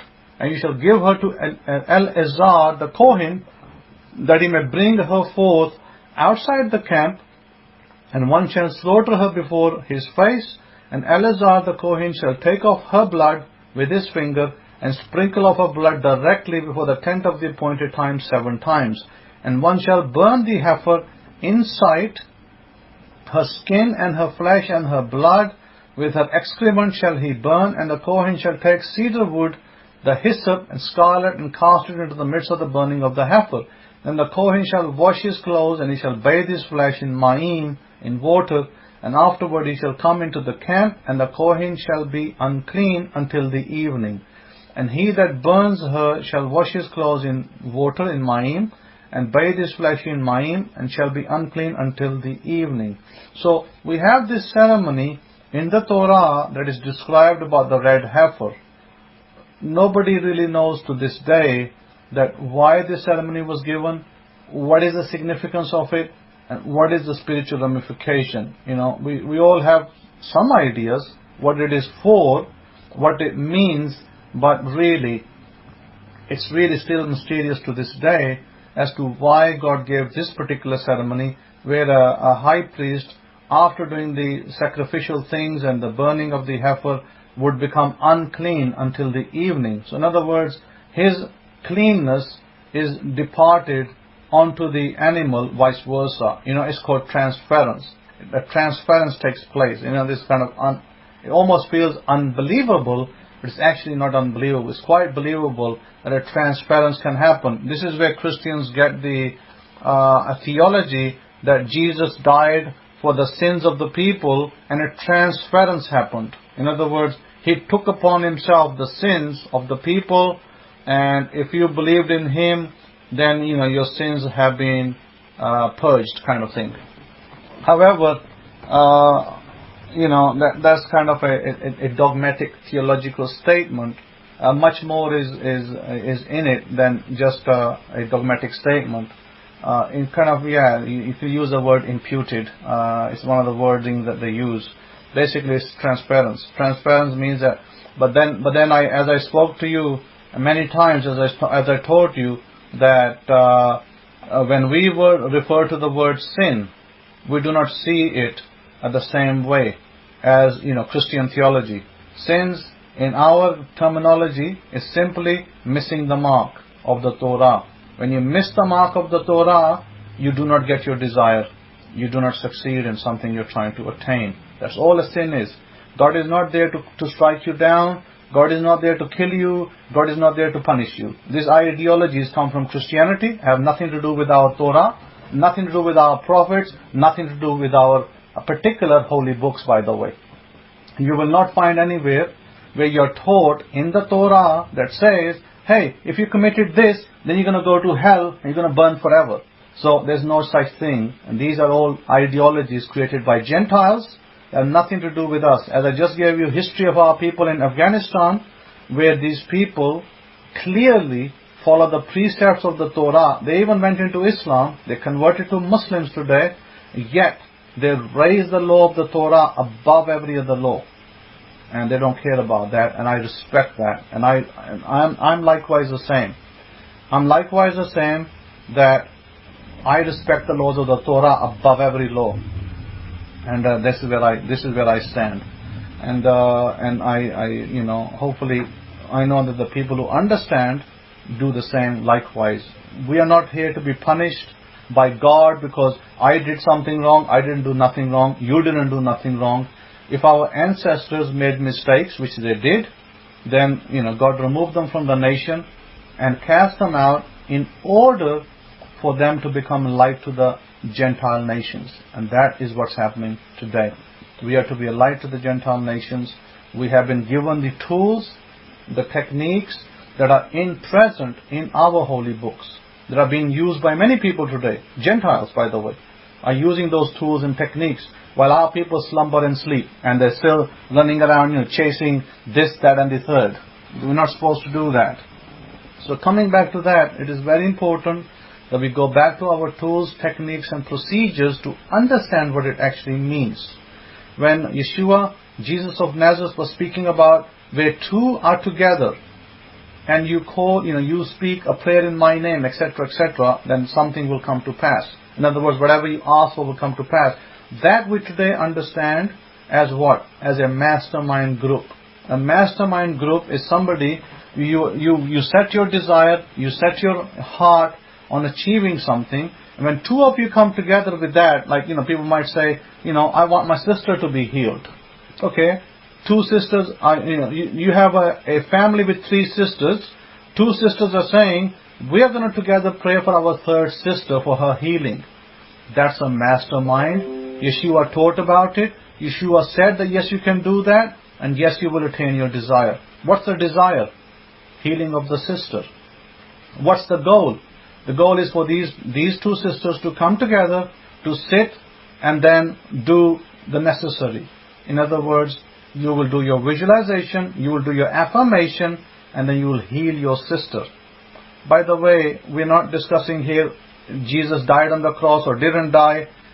You're in the wrong room if you want to discuss the cross still, because that's all dealt with. The cross happened, Jesus died, resurrected, went up, and that's where we are right now. We're not interested in this Christian theology of come before Jesus and ask for forgiveness and bow to His feet. We're not into that. So, we serve the God of Israel. The God of Israel has revealed Himself in many different ways through the person of Jesus of Nazareth as well. But we actually understand the teachings a little bit more than most of the Christianity does, so we don't follow their nonsense. We are not into this, you're going to go to hell if you don't follow Jesus. No, we have the Torah, we have the law of God, we have the covenants that are given to our forefather Abraham, and we are in covenanted people. Our covenants is what gives us salvation, gives us eternity, gives us hope, gives us, blessings. Everything is there. We don't need to make these things up from the New Testament. New Testament simply refers to our covenants, our prophets, our people, our holy books. They simply gives evidence and testimony of it. That's where we are, and that's what we support, that's what we do as a people. We give thanks to God who has given us the Sabbath as a sign that we can come before Him and we can give thanks. We can give thanks for our life, we can give thanks and gratitude for, other things in our life, for other people, and we can do greater good together.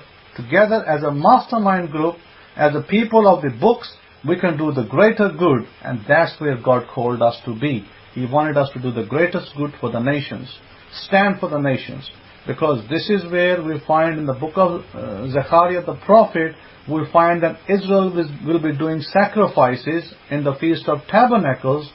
70 bulls will be sacrificed for the 70 nations of the world. So it's very important that those of you who are still stuck in Christian theology, get your head around and understand what does the God of Israel say. And you will learn how to better your lives. And I wanted to come to the point of bettering your lives through the word, and this is what the room is called. Empower yourself with the words of Jesus, meaning that Jesus' words resonate with the Torah of Moses. He speaks about it, and he oftentimes referred to them, and he gave his tools and techniques to the people. And the biggest thing he placed was faith. He said, if you don't have faith, you are not going to be able to do whatever it is you're trying to do. So he said, first have faith. So, what does faith mean? Faith means to have trust in God and the God that is within us. We must have trust and faith. And if we do have the trust and faith, then we can move mountains. We can move anything. We can move nations. Forget about mountains. We can move a whole nation. So, Baruch Hashem, Yahweh that I certainly have that kind of faith, and I'm certain that many of you have that kind of faith as well. So I'm certain of that. So Baruch Hashem Yahweh that we are here. And so here today I wanted to speak about some of the methods. Absolutely you can, but we're not to force the Gentiles to come to the Torah. They will see the magnificence of the Torah, they will see the magnificence of the laws, and they will come themselves. They will come knocking on your doors and saying, tell us about your laws. This is what the book of Zechariah says. They will come and they pull on your zitzits. The Gentiles will come and pull on your zitzits and say, we know that God is with you. Right? That's exactly what the book of Zechariah says in chapter 8. We know that God is with you. Well, if God was with us, if God is with us, that's, by the way, the prophet was writing that for our times, future. We're not talking about that time before the destruction of the temple. So why should we go around knocking on people's doors? 2 days ago, over here, I had a couple, a couple that came to the door. They knocked on the door, and I opened the door, and they said, good morning, and I said good morning to them, and they were from Jehovah's Witnesses, and they said, we are hoping that you're having a good day. I said, thank you very much, we're having a great day here, and how can I help you? Well, what do you think about the world?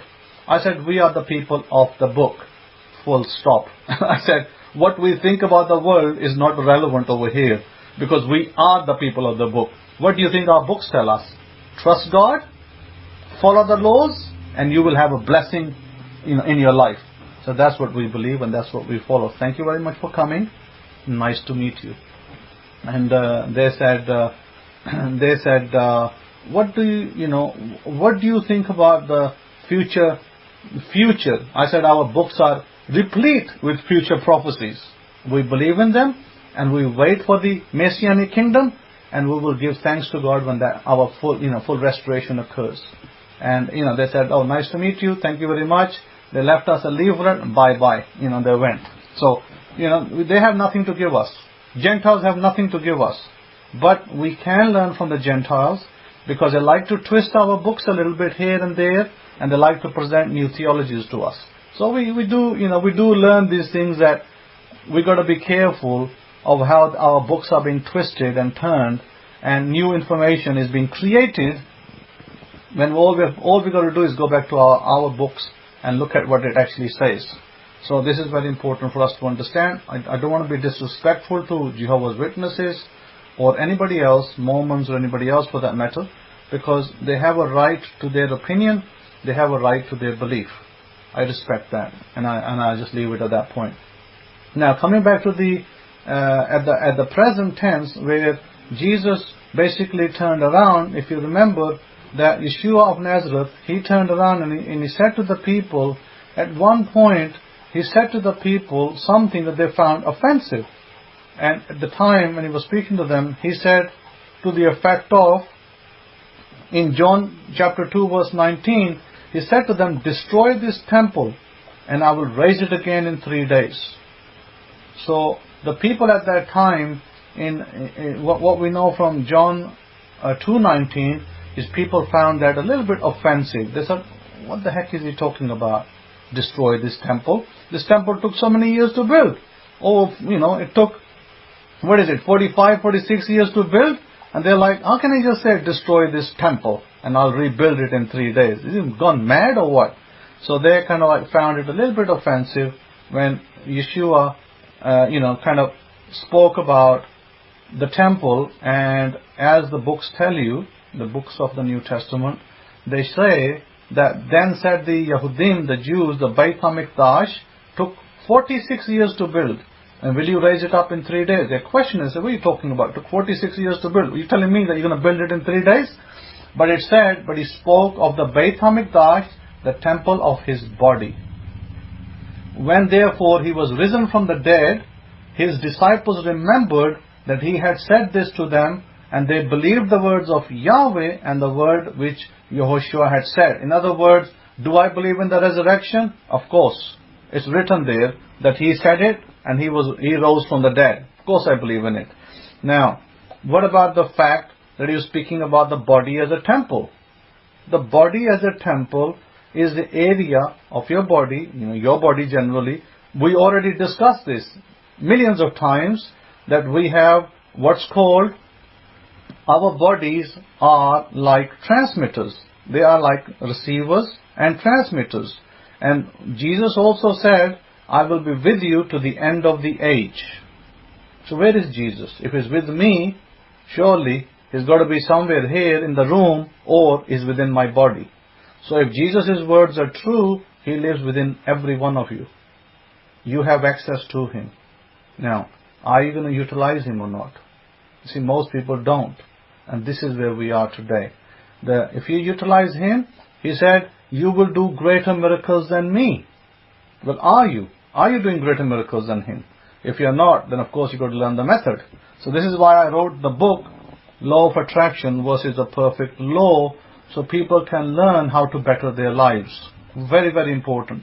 Very, very critically important. Because I don't want to speak about religion. There are many churches doing that Sundays. They're speaking about religion. And if you want religion, you can go to the mosque. Mosque will give you religion as well. You can go to the Hindu temple. They speak about religion as well. So if you want religion, this is not the place to be.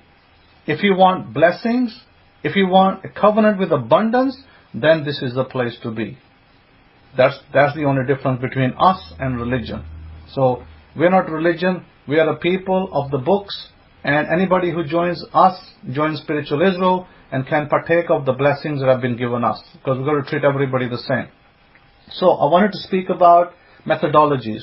Methodologies of manifestation. This is very important, because I know that a lot of you have desires and wants. And if you do not get your desires and wants, you will die in your sins. Now, Jesus said, you will die in your sins. He was not talking about, you're going to be cast into hellfire and burned forever. He didn't say that.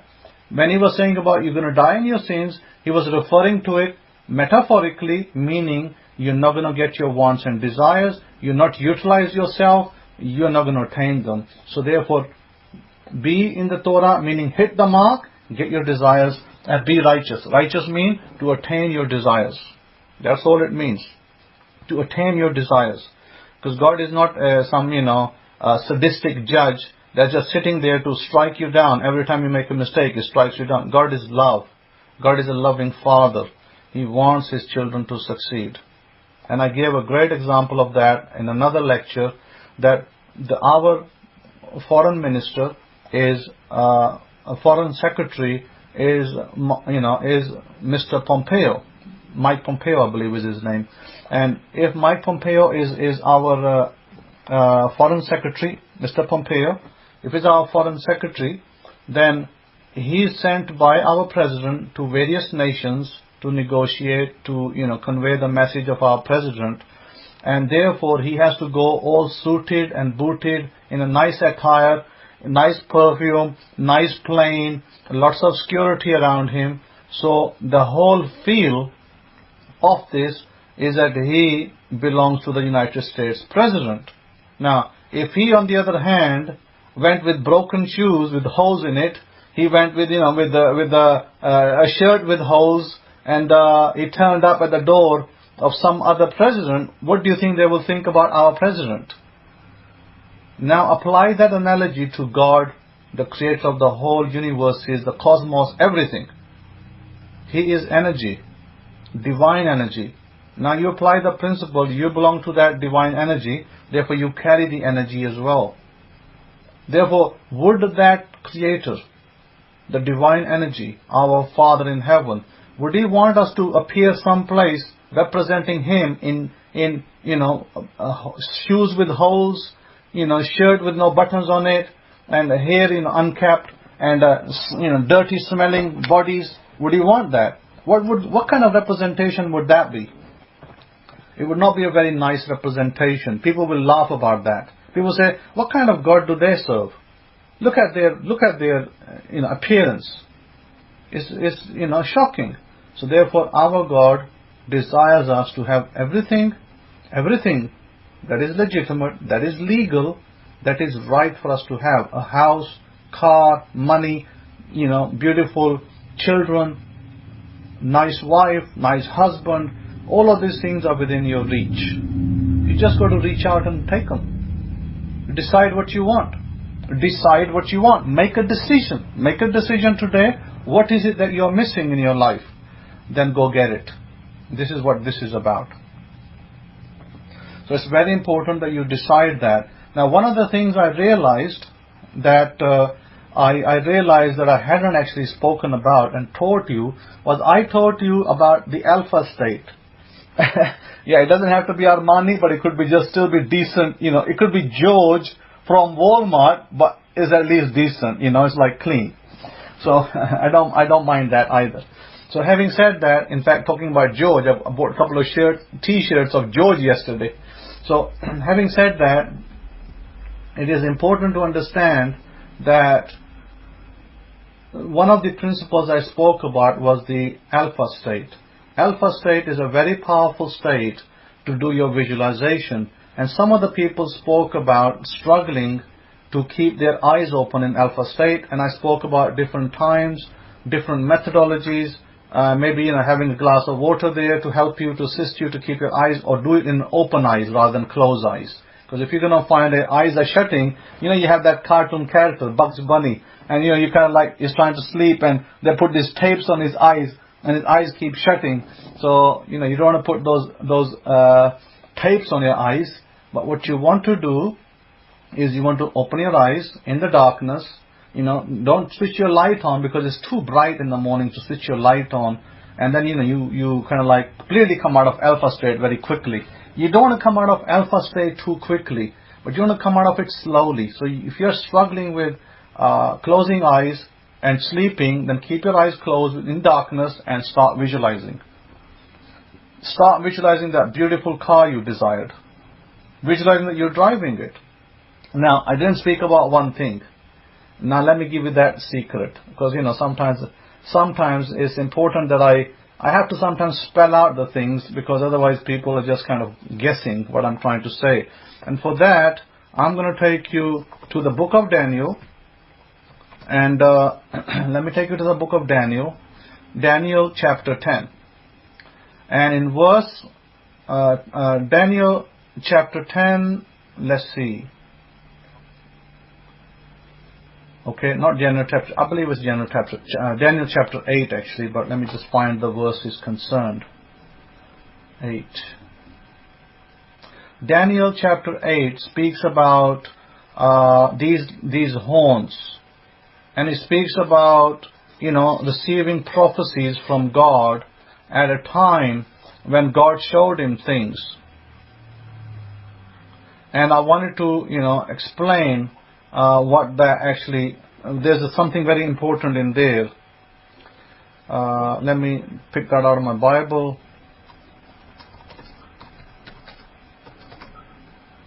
Give me a moment. Let me open it up.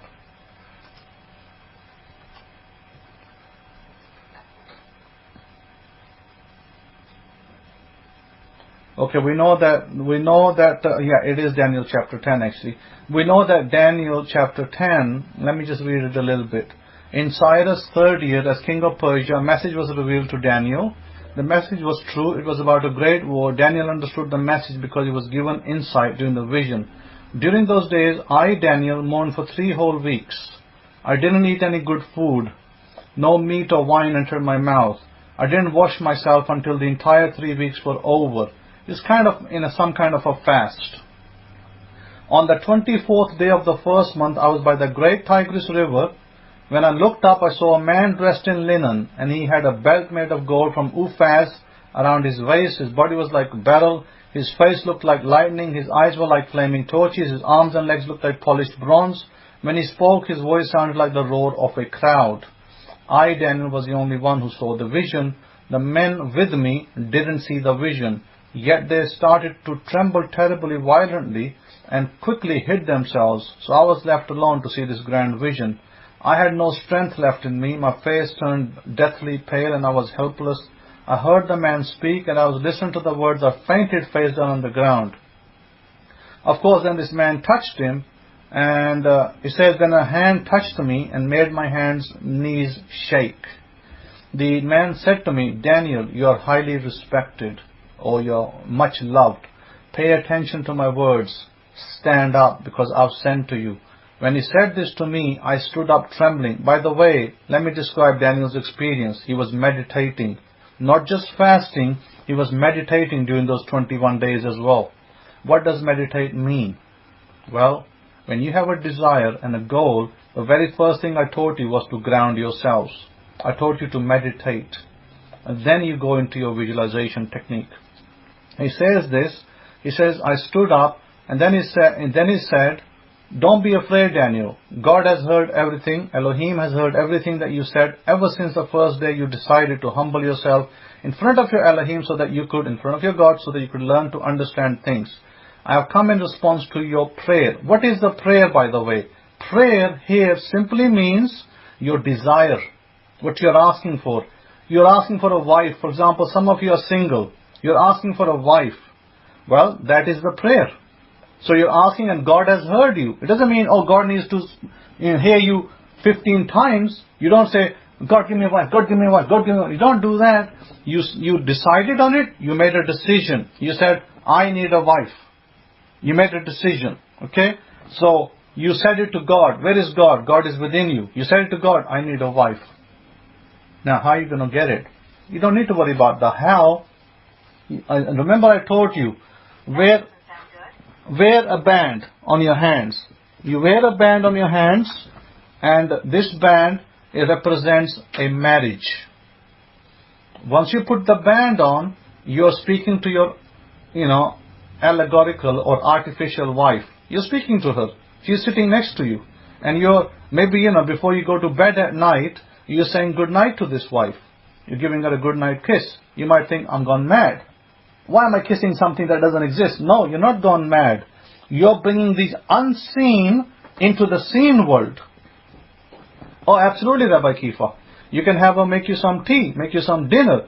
You might be speaking to the air, but you're bringing this unseen into the seen. That is so very powerful. Very, very powerful, by the way. Very powerful.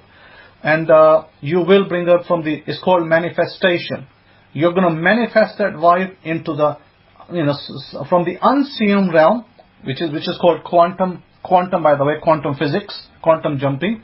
You're bringing from the one realm to the other. By the way, let me tell you something. There is no mention in our Bibles of anything called the law of attraction. This is a term that's just been popularized by, this secret film and other things going on. There's no such term. And many books that I have read in the past, old books, 18th century, 17th century, 15th century books, none of them speak about anything called the law of attraction. So the law of attraction as a term has only been popularized in later times of our last 10, 15, 20 years. But the Bible does speak about the perfect law. The perfect law is what I want to hone in on and teach you so that you can use that to better your lives. The perfect law, by the way, is what will attain you the desires, which is the Torah, by the way. Rabbi Kefa is saying that I did this with my wife that was in China. Now she is in America making me tea. Hallelujah. Baruch Hashem Yahweh, Rabbi Kefa, you learnt well. Because your wife was, at another country, thousands of miles away, and you brought her to your dimension, to your sphere, to where your persona is, where you are. And that is great.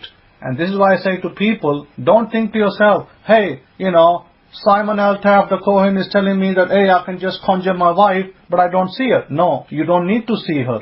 You tell her good morning every morning. You tell her good night every night. My name is not Simon Al-Taf, the Kohen, if she don't appear in your realm within the 1 year. Less than a year.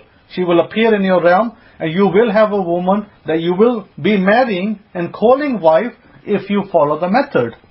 If you follow the method, wear the band of ring on your hand, wear the band, and every day call out to her, speak to her some loving words, and then just believe in it. Isn't this what the Master Yeshua taught? Believe and receive them. So believe your words. If you don't believe your words, do you think another person will? Absolutely, Rabbi Kefa. The perfect law works, but you must work it. And I think a lot of people are struggling at the working part. And I'm giving you the definition of it. So I want to speak about Daniel, the prophet, a little bit here. And he said that he was speaking to the angel. The angel said, don't be afraid. He said, God has heard everything you said. So God hears everything I speak, everything you speak in the room, you guys, God hears it. And then he said, humble yourself in front of your God. Wow, what a statement. Humble yourself in front of your God. So that you could learn to understand things. So what is missing? Maybe humility is missing in some people. Maybe they're being a little bit arrogant about it. Maybe they need to humble themselves. I'm just saying it, I'm not accusing anybody. I'm just saying it. We all need to examine ourselves if we need to humble ourselves. Humble ourselves. How do we humble ourselves? Well, we come before our God and we humble ourselves. How? Maybe through fasting, maybe through prayer, maybe through giving up some things that we desire to have all the time. Whatever, whatever it is that humbles you. And then it says, I have come in response to your prayer. The commander of the Persian kingdom opposed me, or the prince of the Persian kingdom opposed me 21 days. But then Michael, one of the chief commanders, came to me, helped me because I was left alone with the kings of Persia. I have come to explain to you what will happen to your people in the last days, because the vision is about time still to come. So I want to stop there and I want to explain 21 days is key. When you visualize my family, awesome tribes of Israel, when you visualize, you're going to do it for 21 days. You're going to relax after that. That's your meditation. That's your visualization. After that, you're going to relax for 1 week. Off completely. You're not going to visualize for 1 week after that. What you can do, you can still do your script. If you want to do your writing, your top 3 goals, you can still do that. But you must not do any further visualization for a whole week. And some of you can push it to maybe 7 to 10 days. Let me give you an example. On the 20th of this month, I stopped doing all my visualization techniques, activity. And I even stopped waking up at 4:45. I'll tell you myself about my life, then you can maybe follow my example. I said to myself, I'm not going to wake up at 4:45 for the next 7 days. I'm not going to do any visualization. I'm going to change my time to wake up a little bit later. And not that I can't wake up. I can wake up at 4 if I want to. And I've got my alarm set. 4:45 the alarm goes off. I switch it off. Second alarm goes on. I switch it on and I wake up. I wake up. I do my alpha state meditation. I then come off. I go to the bathroom, do the necessaries, come back, have my breakfast. My day begins. I give thanks to God. I give gratitude to God every day. I thank Him for everything in my life. I then can do my script if I desire. I do my script, I relax. That's all you need to do. You need to do the same, because you people, will be going to the job. You could go to your job, you could do your job and come back from work. Maybe you do your script in the evening, no problem. You must take that 1 week rest. It is called detachment. We must detach. Daniel was told to do that. Detach. God has heard him. He's about to bring things to pass. The same way, when you're putting forth a desire, you need to detach. Yes, must do the grounding still. We must do the grounding. We must do the chakra cleaning. If you do your chakra cleaning or grounding, that is verbatim every day. No change. Because that's what brings quietness. That's what brings presence, wholeness to your body. Scientifically, I was reading an article about mindfulness that said that if you do meditation every day, it grows different areas of your brain. And it only grows in those people that do the meditation, not in everybody. It actually spoke about that. So it's absolutely a recharge every day. And you must ground. My advice is ground your relatives that are ill. Ground those relatives. Detach yourself from the reality. For a reality meaning, if you're desiring a car every day, come on, take a break for 7 days. Give time for the seed to grow. Don't be on top of it all the time, like, it's going to happen, it's going to happen, it's going to happen. No, give it time. We need to detach, release. We put it out into the universe. Boom. You want a wife, you put it out into the universe. Great. You visualize on it for 21 days. Now you relax for 7 days. Detach completely. When you detach, what are you doing? You're saying to God, Heavenly Father, I have given it to you, and I know you're going to bring it to pass. I trust you fully. Or, universe, I trust you fully. Universe is another term for God, by the way. Universe, I trust you fully. Thank you, universe. You're going to take care of it. I don't need to worry about it any longer. I'm not going to worry about it. I'm not going to think negative about it. I know it's already accepted. So you stop for 7 days. This, by the way, is paramount to your success. Because I went back to my old days, in my thought process, and I thought, what did I do? Well, I did my goals every day. I woke up in the morning and I did my goals. Then what did I do? Well, I just went about my work. And forgot about what I said earlier. And then I just let things take root. And things took root.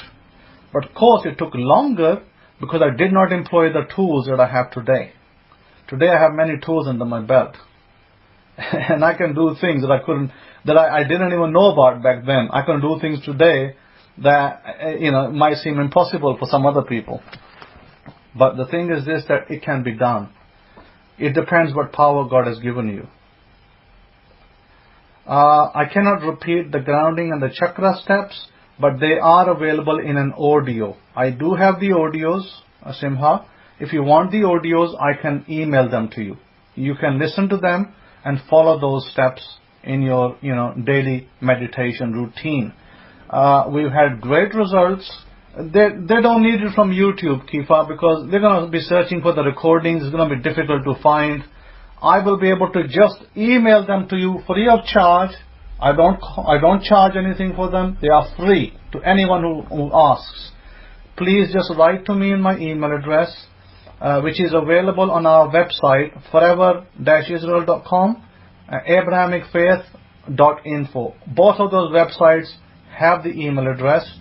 Or you can write to Shimon63, SHIMOUN63 @yahoo.com. Shimon63. If you write to me, I believe, Simha, you have my address. I will just email you the 2 attachments. Todah for that, Rabbi Kefa, for putting that up. So I will email you the attachments free of charge, no cost to you, no questions asked. It's entirely up to you how you use them. I suggest every day. Every day you do it, because that is with music, and that is, it will be much more convenient and helpful to just do the 6 minutes, 7 minutes of that, because the internet one in the teaching is without music, and you're going to have to find, where is it in the teaching, and you can back and forth scrolling through it, a little bit difficult. That's why I made it separately. So my advice is to write to me. If any of you don't have it, please write to me, and I can just give them to you, and you can download them. Now, of course, I could put those on my website, but then you wouldn't know where to find them, and you wouldn't know the purpose of them. But I could do that as well. I could put them on a page on the website and just give you a link. Maybe I'll think about doing that as well. That'll be my next project. Having said that, that's where we are. So detachment is key. Why is detachment key? Let me explain to you mechanics of a plant. When you plant a seed into a pot or into the ground, you plant your seed or a few seeds, and you go water them every day. You water them for a week, you go look every day, oh nothing. Second day, oh nothing. Third day, oh nothing. Fourth day, oh nothing. And 7th day later, you kind of like get tired and you say, what the heck, why is this plant not growing? You say, I'm going to leave this for a few days. I'm not going to water it. And you come back, you go away first for a week, and you come back, boom, there's a plant there. You're like, wow, the plant is coming up. But why did the plant not come up in the first 7 days? And because you were too focused on it every day, you needed to give it time to take root. So when you're focusing on your intention, your desire, you need to give it time to take root. Once it takes root, then it will come out the way you desire it. But you got to give it time. You see, you cannot water a plant 21 days, because what you're going to do, you're going to choke that plant to death. Just to give you an idea about a seed. If you water that seed every day, and then also it rains during the week as well, like in Ohio it did last week, and the week before, and you're watering it every day, guess what's going to happen to that plant? That seed is going to choke with too much water. So when do we detach? When do we give it time to actually take root? When we stop watering it. So we've got to have a period where we stop watering it. And we say, you know what, I've been watering it for 3 weeks or whatever, I'm going to stop and I'm going to give it time to take root. And then you give it time to take root. When you see this little plant pop up, you're really happy. You're saying, now I can start watering it again and nurture it to grow it. So these are kind of plant steps. And I'm giving you steps that you must apply in your living daily life to be successful.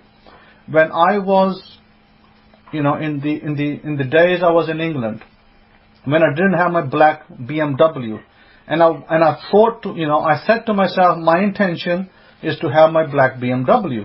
And I didn't have no black BMW. There was no BMW parked outside my door, by the way. I had maybe a Hukat parked outside. That's kind of funny. So I had a little Nissan Sunny parked outside. Every time I walk outside, I see this Nissan Sunny, this banger, of a car. But thank God for that. I give thanks. I gave thanks to God. I said, I'm grateful that I have a car to drive. Grateful. So give thanks for the car you have. Don't worry about if it's a Hukat. Give thanks for the car you have. Be grateful for it. I was very grateful to God that He given me a car to drive. Very grateful. And then one day, boom, black BMW is parked outside my door, and I'm driving the black BMW. It took time, but I never gave up the belief. I never gave up seeing myself in that black BMW. So don't give up your hope and your dream just because it's taking a little longer to come up. But I didn't have the method. I only had parts of the method that I was applying. Now I have the full method, full methodology to bring it to pass. And it will work.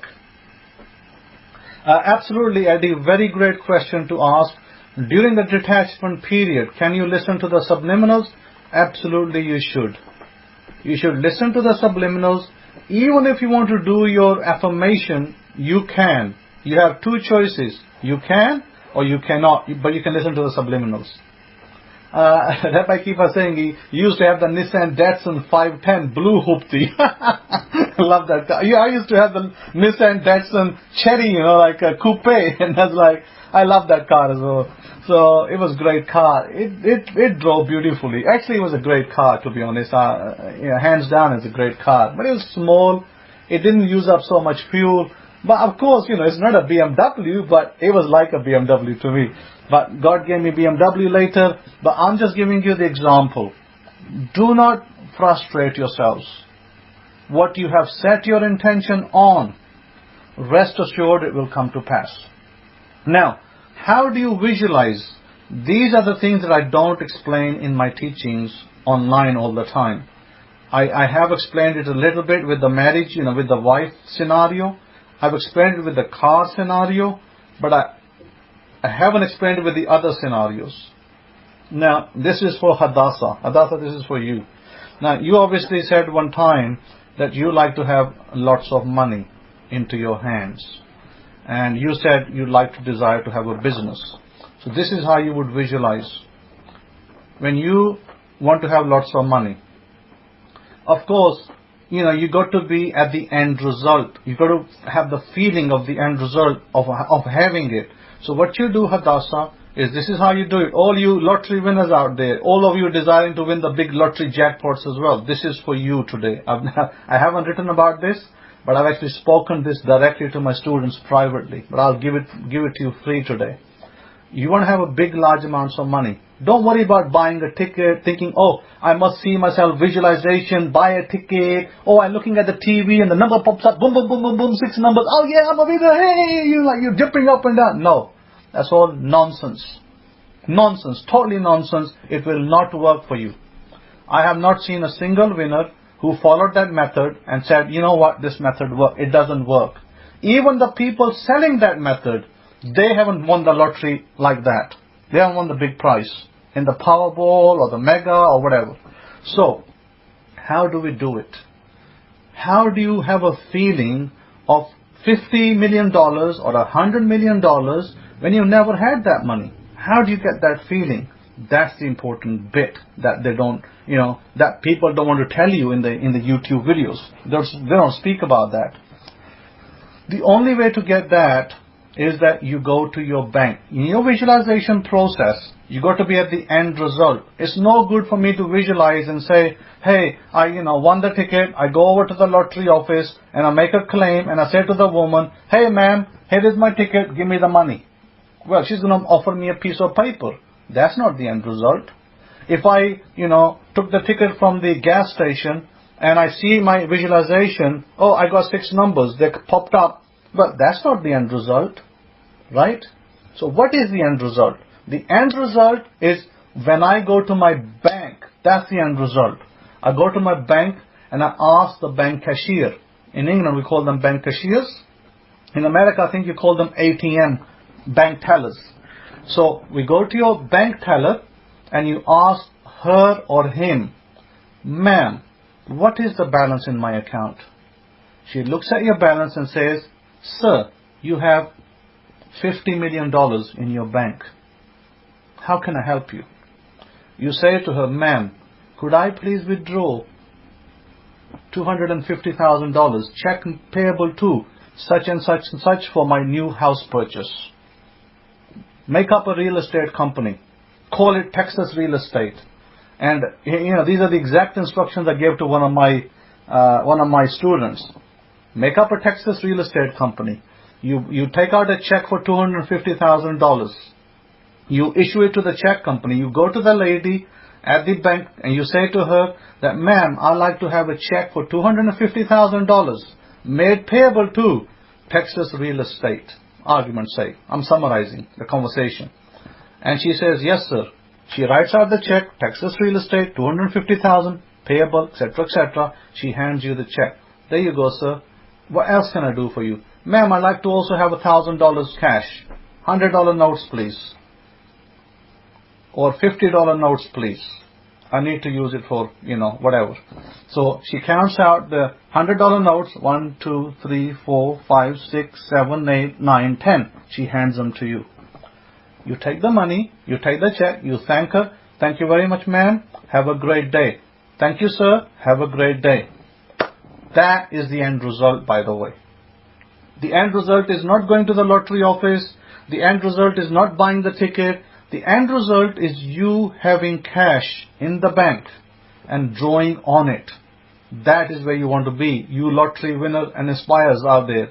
Those of you aspire to win the lotteries, that's how it needs to happen. Now, the universe, God, how He does it, whether He makes you find a diamond on the street and you cash that diamond, or whether you find that you have some real precious stones in your backyard and they're worth billions of dollars, it doesn't matter.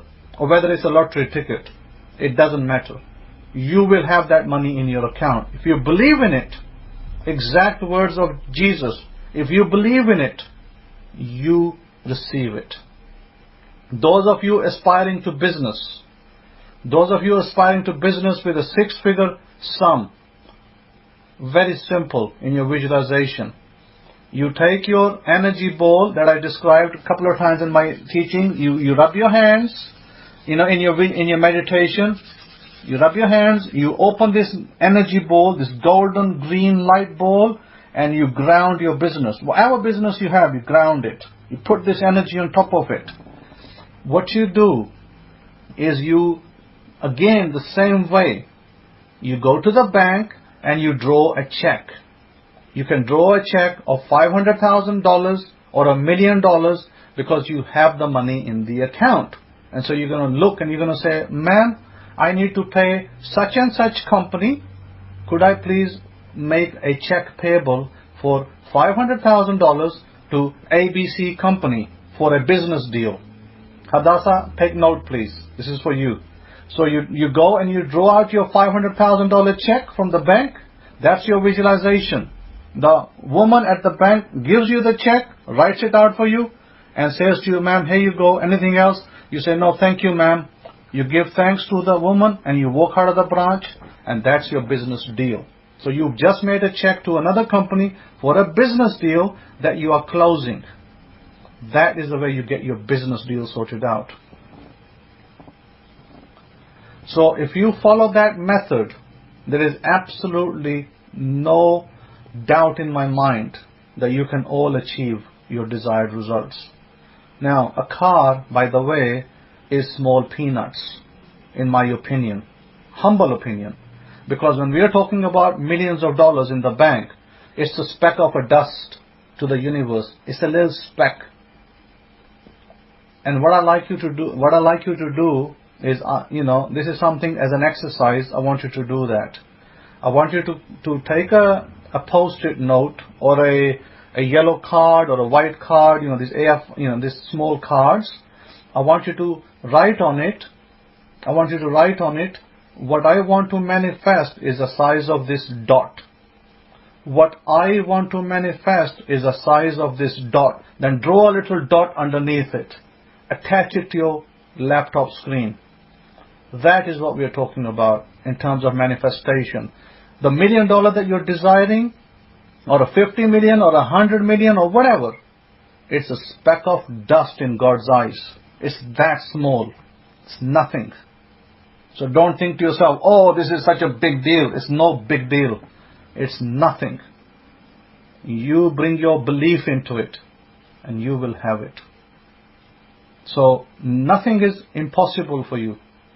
Everything is opened up. Now, if you struggle in any areas, I always recommend you to write to me, or, if you want me to have a chat with you. I'm not charging you money. I'm not saying, hey, pay me $500 before I chat to you.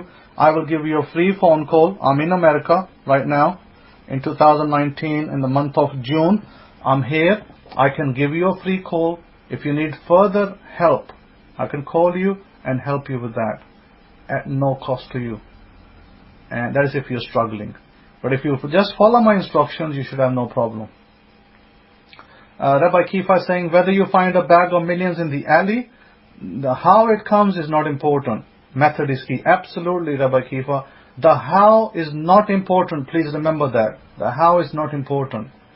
The method I'm teaching you is the key to your success.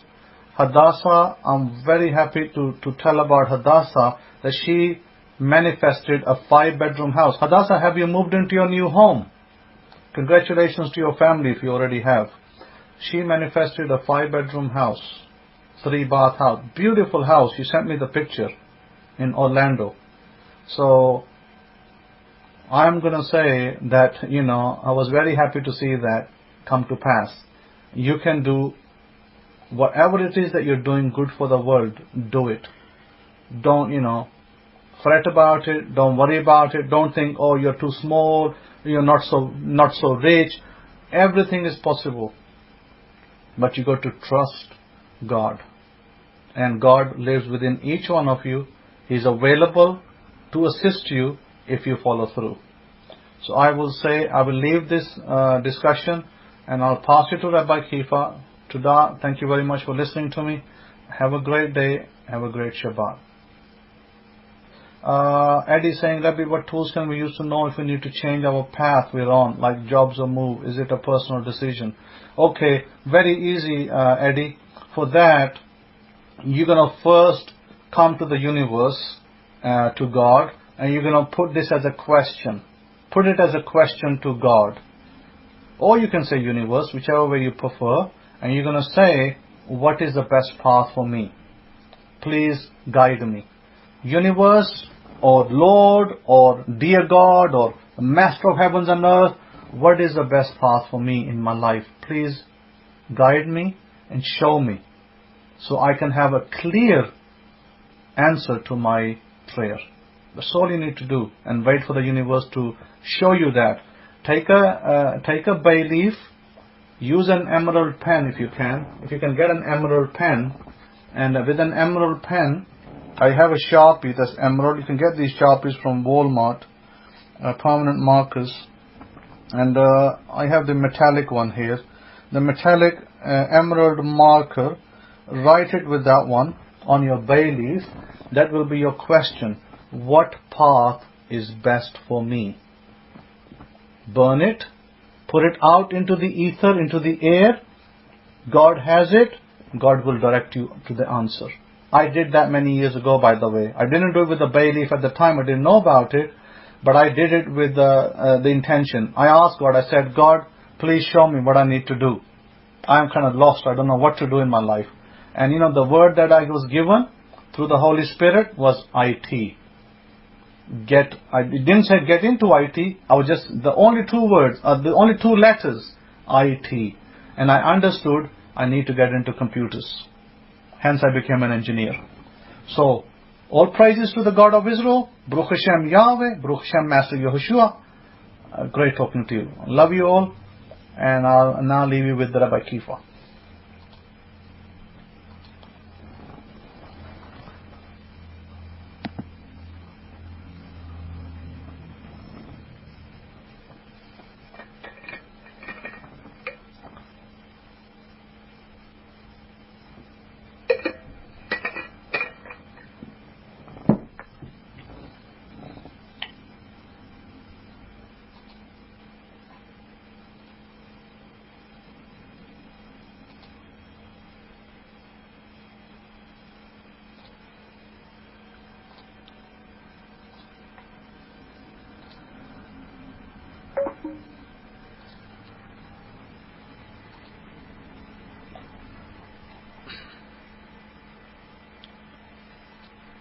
Okay, we're waiting for Rabbi Kefa to come and speak.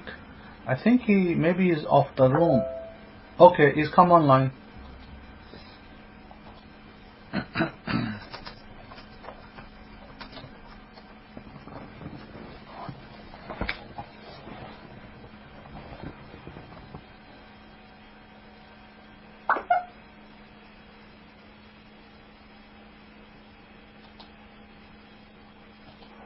Okay, I'm back now. If I could be heard, can I get one, please? Just want to do a quick mic check over here.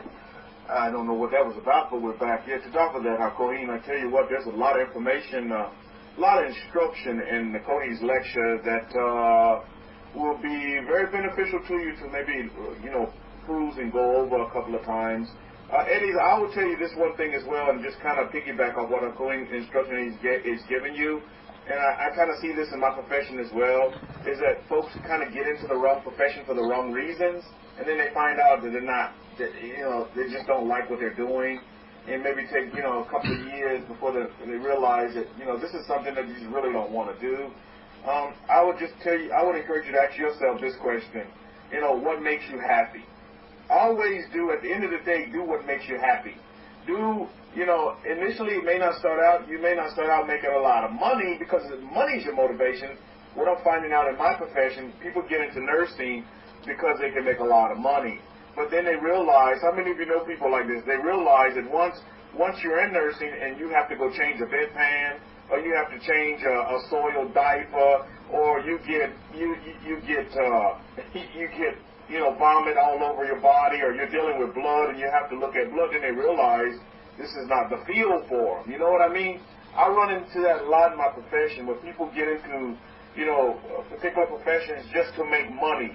If that's your motivation, then, your house is not going to stand, as you realize that at the end of the day that you're not happy. You know what I mean? So you're going to have to look at and examine that and find out exactly, within yourself what your strong points are, your strong points. What do you like to do? Do you like giving back? Do you like providing a service?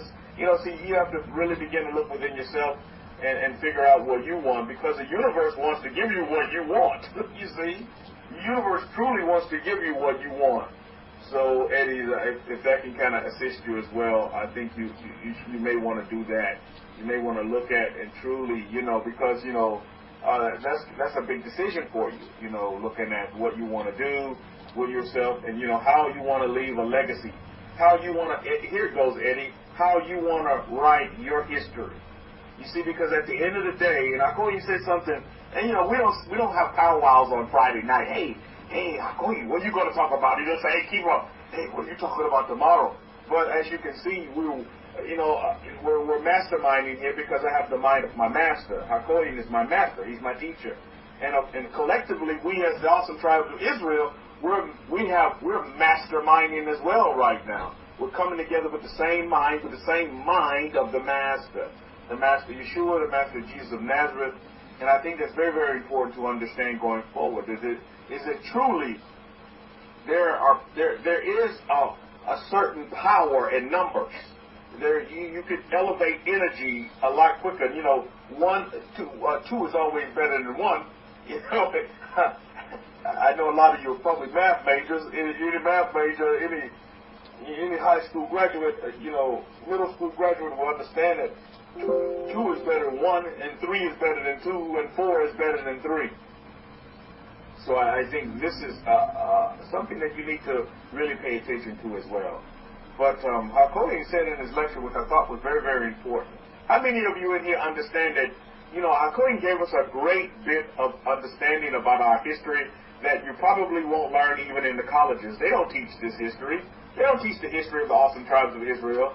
And they're definitely not teaching the history of true Israel. Think about this for a minute. As Hakoyin was explaining these things, I was like, wow, my mouth was wide open, catching flies over here. I was like, wow, what history what rich history we have as the awesome tribes of Israel. And we're dispersed and scattered. We're scattered all over the world, and we're doing marvelous and great things that most of the time haven't been recorded, and a lot of times have been hid. You know what I mean? Truly hidden from the rest of the world. And from basically from the people themselves, the history is about. So I think that's so very important to understand that. But how many of you in this room right now understand that you too are writing you're writing history now? You understand? Right now, like Eddie, what you're doing right now, you're making history. How many of you understand that? You're history makers now. All of you in this room, you're history makers. You're writing your history. Now, your history, when you're, Moses, when you look at Moses, he wrote history. He made history. Think about it for a minute. The children of Israel, the Israelites, the Hebrews. I mean, he made history. You think about this. I mean, we're still, these exploits, these stories, this historical evidence is still being talked about that was done thousands and thousands of years ago. You think about that for a minute. And you look at all the great patriarchs, the matriarchs in our history, and the rich Hebrew history, the rich history of the family of Jacob. And you ask yourself this question today. As Hakoyin gave us a great history of our past, what is our history now? All of you, ask yourself this question. What is our history now? As you write it this day, and as Moses wrote it, as he recorded the history. Now, what did Moses record? Think about this for a minute. What did Moses record that we have in our first 5 books that we call the Torah? What did he record? Can anybody tell me? What did he record? Was he just writing from visions and dreams? I mean, what did Moses record, and what was he commanded to record by the God of the universes, by the God of Israel? What was he commanded to record? What? Everything that was done, the doings. There's no wrong answer. Don't be shy here. But the doings.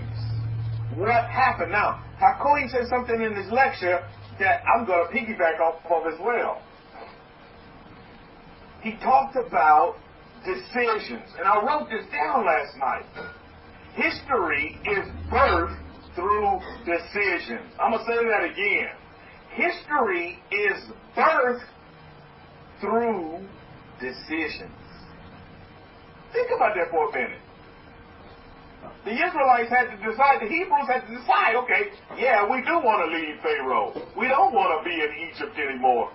Wasn't that not a decision? History is birthed based on decisions. That's why everyone in this room, whether you want to refute it or not, you're writing history. Think about this for a minute. History is birthed through decision. Eddies, you're writing history. You're making history with the decisions that you're going to make now. Think about that. That's totally awesome. There's so many stories in our history that some will never be told. Some will never be seen. This is why I'm so excited when my Israelite brother from the tribe of Yehudah, who's going to link up with the Kohen and be able to piece together and be able to, tell some of this history that's been untold. That's kind of just been, forgotten about and just been put away for a while.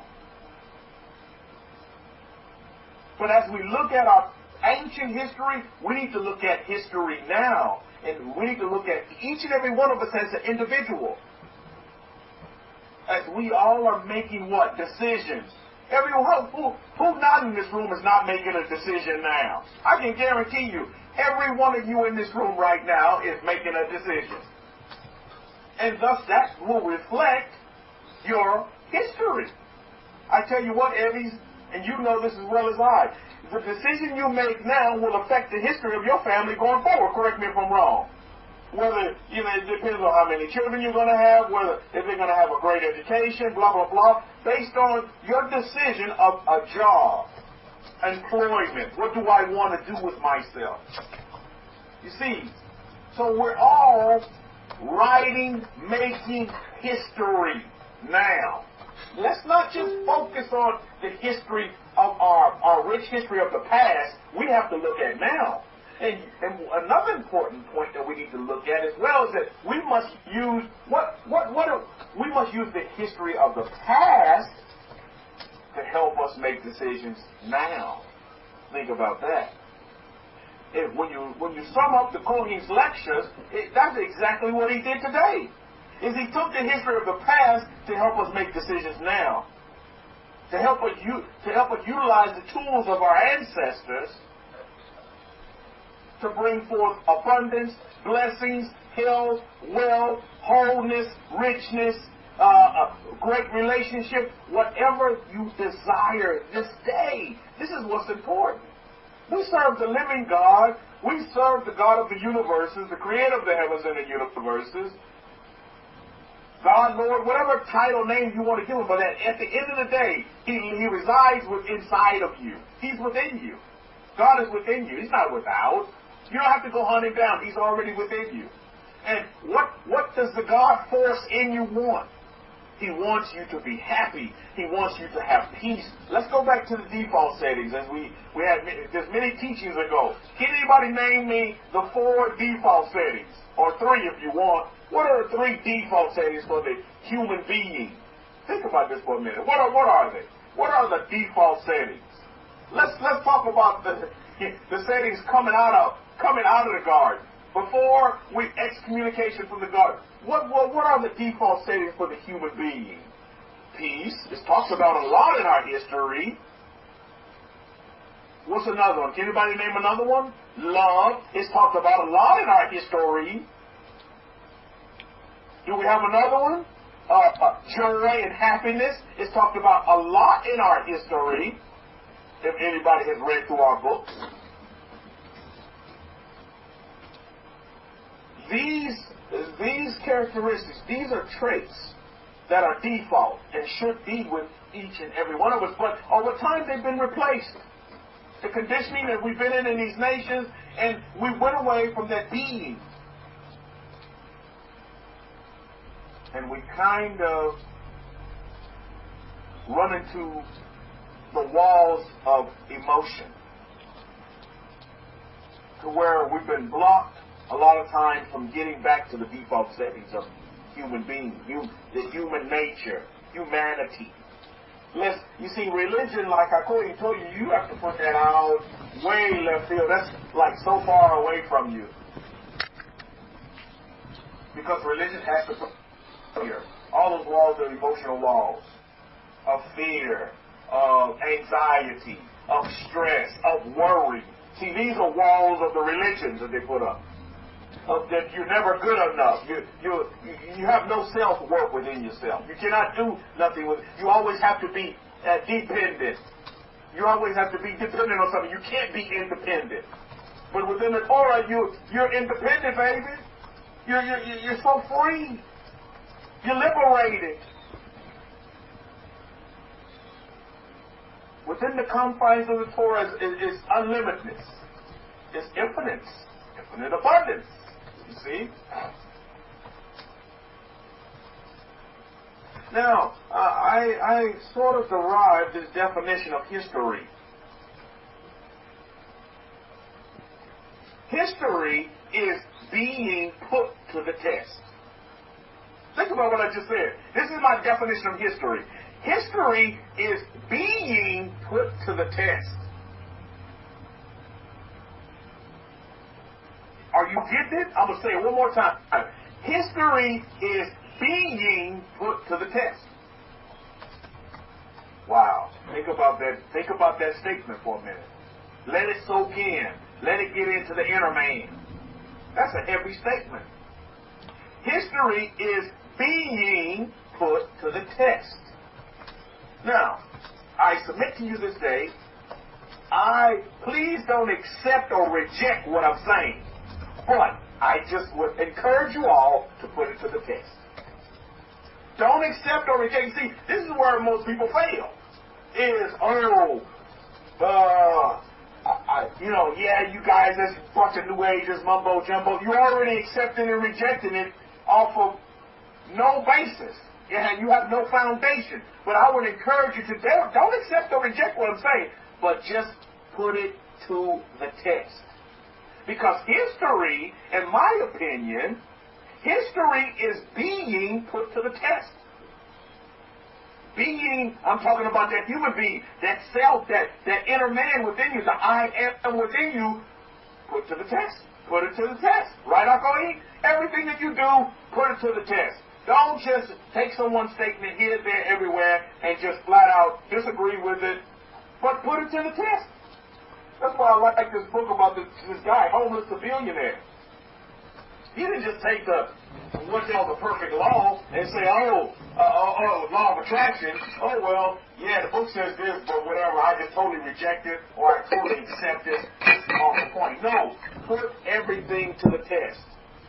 Eddie, you want to do something, you feel within you that this is what you want to do. You know, you feel this energy, this force within you to pulling you this way, gravitating to it, then go do it, Eddie. Go do it. Put it to the test. You'll find out real quick, I'm happy doing this. This was the right path. Oh, my goodness, that was the wrong move. And then you know what? You're still happy and joyous because you say, you know what? I chalk it up as experience. This was a great experience for me to make me realize this is not what I want to do. You see? Put it to the test, Mishpahah. How can we say all my students that I know swear by the manifestations that have already occurred? There is no question about our perfect law. No question about it. You just have to put it to the test. It's not going to do you any good to come into this Power Talk forum and listen to all the instruction, but you never go put it to the test. So what kind of history book do you have before you? Think about that for a minute. I'd rather have a history book of tried, maybe didn't succeed time, maybe lost a few battles, but I already know I won the war. So I'm just going to keep trying. I'm going to test it, and test it again, and test. And I'm going to keep testing. And I'm going to be happy testing. Whether success comes in or there's a little stumbling block in the way and it doesn't work, then I know, okay, now I have to detour and go this way. There's an evolution that comes with this, Mishpahah. You're evolving. You see, too many times we have the mindset that I must succeed. And you don't even understand when you fail, you consider failure when failure is actually success. Think about that for a minute. When you fail, you actually succeed. But many people think, then I failed, then they shut it down, and they stop. They quit. History book is done. It's over. They're done writing history. They're done writing their history. Because they have a mentality of giving up.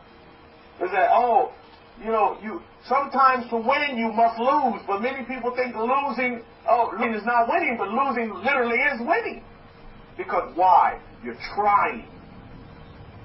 How many of you have made decisions and they failed? Anybody in this room, put up a capital D if that's you. You made some decisions in your life and they failed. Was it the end of the world for you? Did you say, oh, that's it, Rabbi, I'm packing it up. That's it. I'm giving up on life. I'm not gonna go on anymore.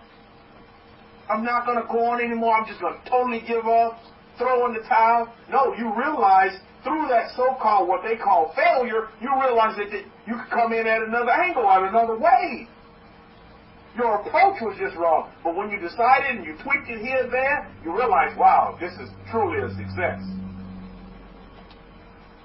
I just need to go at it from another perspective, another angle, and then everything works out. You must live in a real world and understand that sometimes things are not going to work out for you the way you think they ought to work out. But when you're connected to being, you already know. I've won the war. You understand? But many times you put all your focus on, failure. It didn't work out, so the end. There are so many different ways to get to success. It's not just one road or one path. So many different ways. But you need to ask yourself, and you need to see yourself and see the awesome responsibility that you have within self, within your being, within that I am state. That you are writing history. Now. You're doing it now. You're writing your history. By the decisions that you make. By the actions that you take. Put it to the test, Mishpah. You're struggling with the perfect law? Put it to the test. Still struggling with the perfect law? Put it to the test. You may need to go back and get some instruction, more instruction from the Kohen, and make sure you're on the right path, then put it to the test. Still, you still think the perfect law not working out for you? Then go back and see the Kohen again. Put it to the test. Don't throw in the towel. Gentiles got this saying, don't throw the baby in with the bathwater. Put it to the test. History is being put to the test. Look at our history. Look at the rich history of the Hebrews. Was not Abraham to the test? Abraham was put to the test. Think about it for a minute. Every one of our great matriarchs and patriarchs were put to the test. Sometimes they didn't succeed. So what? Did they stop and throw in the towel? No way. No how. You learn from our ancient history that you heard from the Kohen that our forefathers are resilient. They never give up. Did you not hear that in this lecture? They never give up. So why are you throwing in the towel? And believe me, you have better conditions than our ancestors did. You have better conditions. You're like 50 legs up on our ancestors. So why are you giving up? Why are you giving in? Be resilient. When you know what you want, you go get it. You know you want that wife, go get her. Never give up. Well, Rabbi, she rejected me. How many fish are there in the ocean? It's not just one, by the way. How many different species of fish are there in the ocean? Don't give up. You just ran up on a well that ran dry. Now you got to go dig another well. Baruch Hashem. Don't give up on that wife. Don't give up on that husband. But Rabbi, you just know my situation. After that situation, I promised myself I would never get in another relation. Don't give up. That's just another form of saying, I'm going to give up on that. I'm giving up on relationships. I'm giving up on men. I'm giving up on women. All men are evil. All women are evil. No, you see, you're coming with wrong mindset. You're not connected to your being. You're just being mind controlled. Your mind is telling you all this mumbo jumbo. And your thought process is skewed. Never give up. Never give in. When you know that you want something, you desire something, like our Kohen said, it's like a dot on a piece of paper. It's a dot. Manifest is like the dot on a piece of paper. Because God, the universe, is unlimitedness.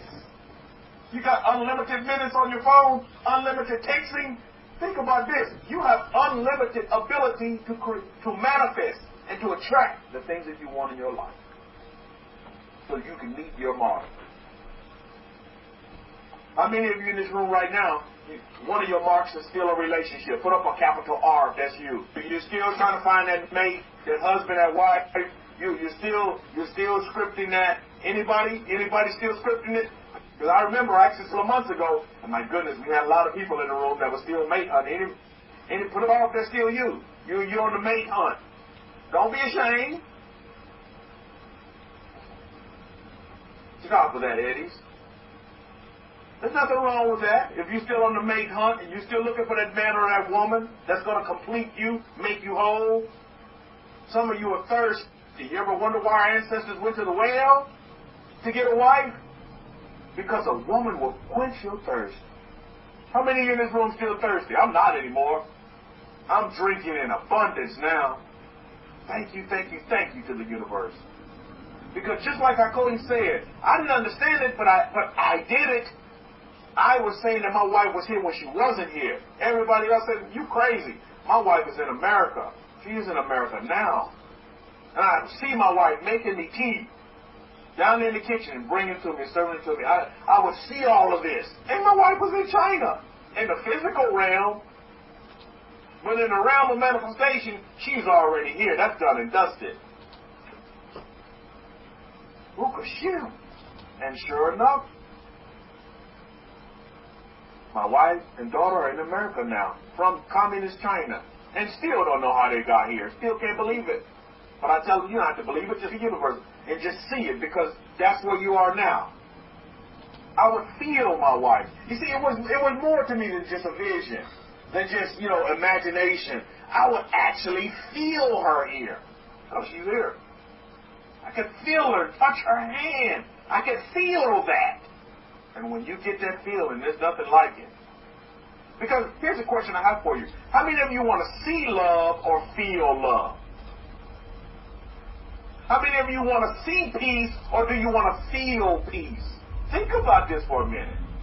I mean, a lot of you are seeing it, but you're not feeling it yet. But when you feel it within your being, oh my goodness. See, a lot of you right now are just seeing it. That's why the manifestation is not, the frequency, the amplification is not strong enough yet. Yeah, you see it. Oh, I have these visions. But once you feel it, that's when it becomes real.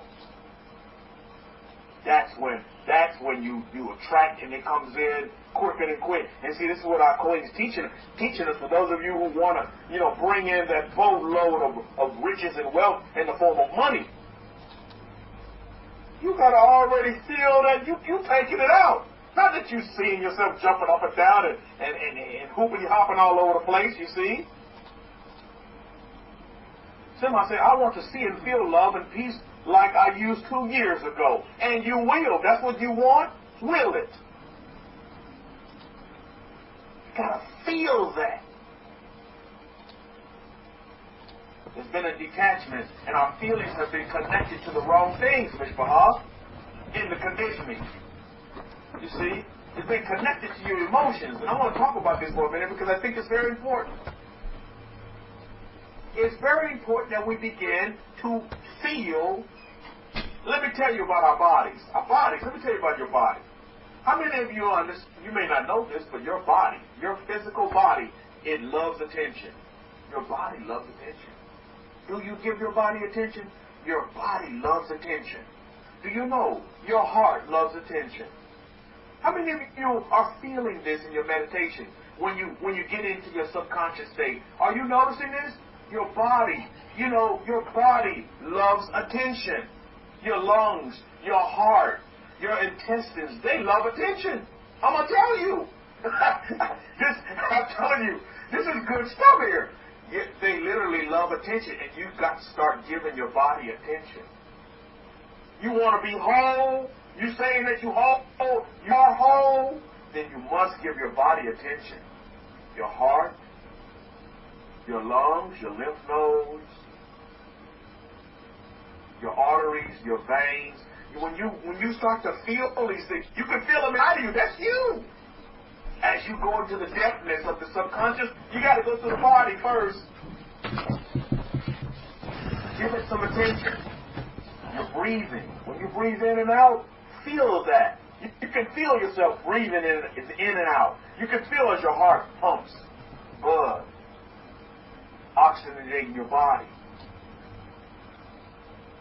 The O2 and CO2 exchange of the lungs. Feel these things. Your body loves your attention. You've got to give attention to your body. You see, because let me tell you something. When you don't give your body attention, guess what? You leave your body susceptible to somebody else and coming in and taking that attention. You know what that comes in the form of? Cancer, all this other mumbo jumbo that's out there. Because you have neglected to give your body attention. And it wants your attention. You'd be surprised how you can heal your own body from the inside. You don't have to look outwardly. You can do it from the inside. You just got to start giving your organs attention. When the last time you gave your fingers attention? Your toes, you gave them attention. Your lungs, you gave them attention. Your kidneys, you gave them attention. I want you all this day to take the time to get familiar with your bodies. Maybe even if it's just Googling, the organs and the body and looking at the anatomy and physiology of the body, and you're looking at the body diagram and where your organs are located, and begin to start giving your body attention. Because your body loves attention. Our bodies love attention. We just got to give them the attention. Too many times we're too busy trying to hold up the facade on the outside, right? Facelift here, breast augmentation there, that we neglect to give our body, the inward body, the heart, the lungs, attention. And a lot of times we're feeding our body. And you see, the body knows when you're not doing right by it because you're giving all this poison from the outside, and the body's taking it in, and it's like, wait a minute. That's not doing good for me. Actually, it's doing harm for me. This is why you're getting all these great lectures from the Kohen. This is why we're getting all these great lectures from the Kohen. Because it's helping us internalize things. And this is just another step to our internalizing things, is that our bodies love attention. I want you all to understand that this day. Your body loves attention. You want your body to perform at optimal peak proficiency. You want your body to be whole. You want your body to be complete. Give it attention. Pay attention to your body. As you go in to that state of the subconscious and you're getting into the I am mode, you have to go through your body. Go through your body. See how everything is working. Take those deep breaths. That's why I'm telling you to take those deep breaths in the messages. Take these deep breaths. And you see the flow of that energy. You see, do you want to see energy or do you want to feel your energy? Think about that for a minute. You see, because when I'm in meditative state, I want to feel my energy. See, too many times we get our focus caught up on these visions. Oh, I see my energy doing that, and I'm like the Guardians of the Galaxy. I'm throwing all kind of stuff. I'm throwing energy balls and all. No, you want to feel all that stuff. You want to feel it.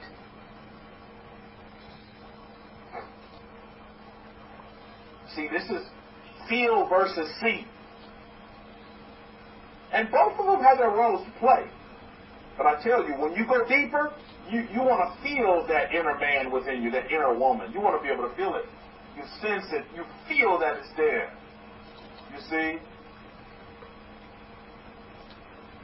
Sema saying to God, I have gotten about that for myself to self-love. Even I encourage others to do that for themselves. I forget me to do this.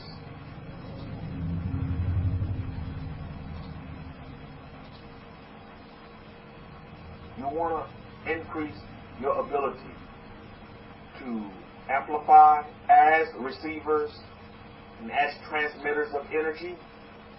Feel your energy. How many of you are able to feel your energy now? You feel your energy within you. You feel it.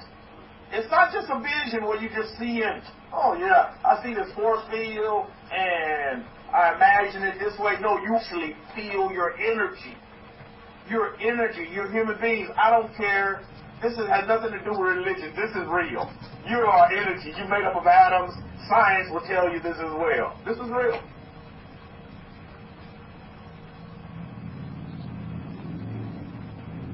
To make the most destructive bomb on the face of this earth, what did they make it out of? Atoms. What is that telling you? Atoms are powerful. Now, what they did was take a whole bunch of atoms and crunch them all together for that atomic bomb. What did they just do? They masterminded. My goodness. They took a whole bunch of atoms. And then they what? They split them. Woo-wee. That goes to show you how powerful masterminding is. The Master Yeshua, Jesus of Nazareth, he talked about this. 2 or 3 witnesses, 2 or 3 more gathered in my name. That's power in that stuff. That's masterminding. God for that, I call you for bringing that up today. But that's so true. But you must see and feel the energy that's within you, because you are energy. You see, my desire for every last one of you in this room is to write great history, leave great legacy behind. Moses did. Aaron did. Miriam did. And we can go on down the line. Daniel did. King David did. King Solomon did. These are our angels. Leah did. Rachel did. What are you going to do?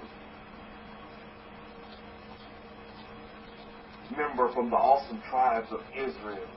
What are you going to do? He gave you a great lecture on the history of our family in the East, what they did. The question is, what are we going to do?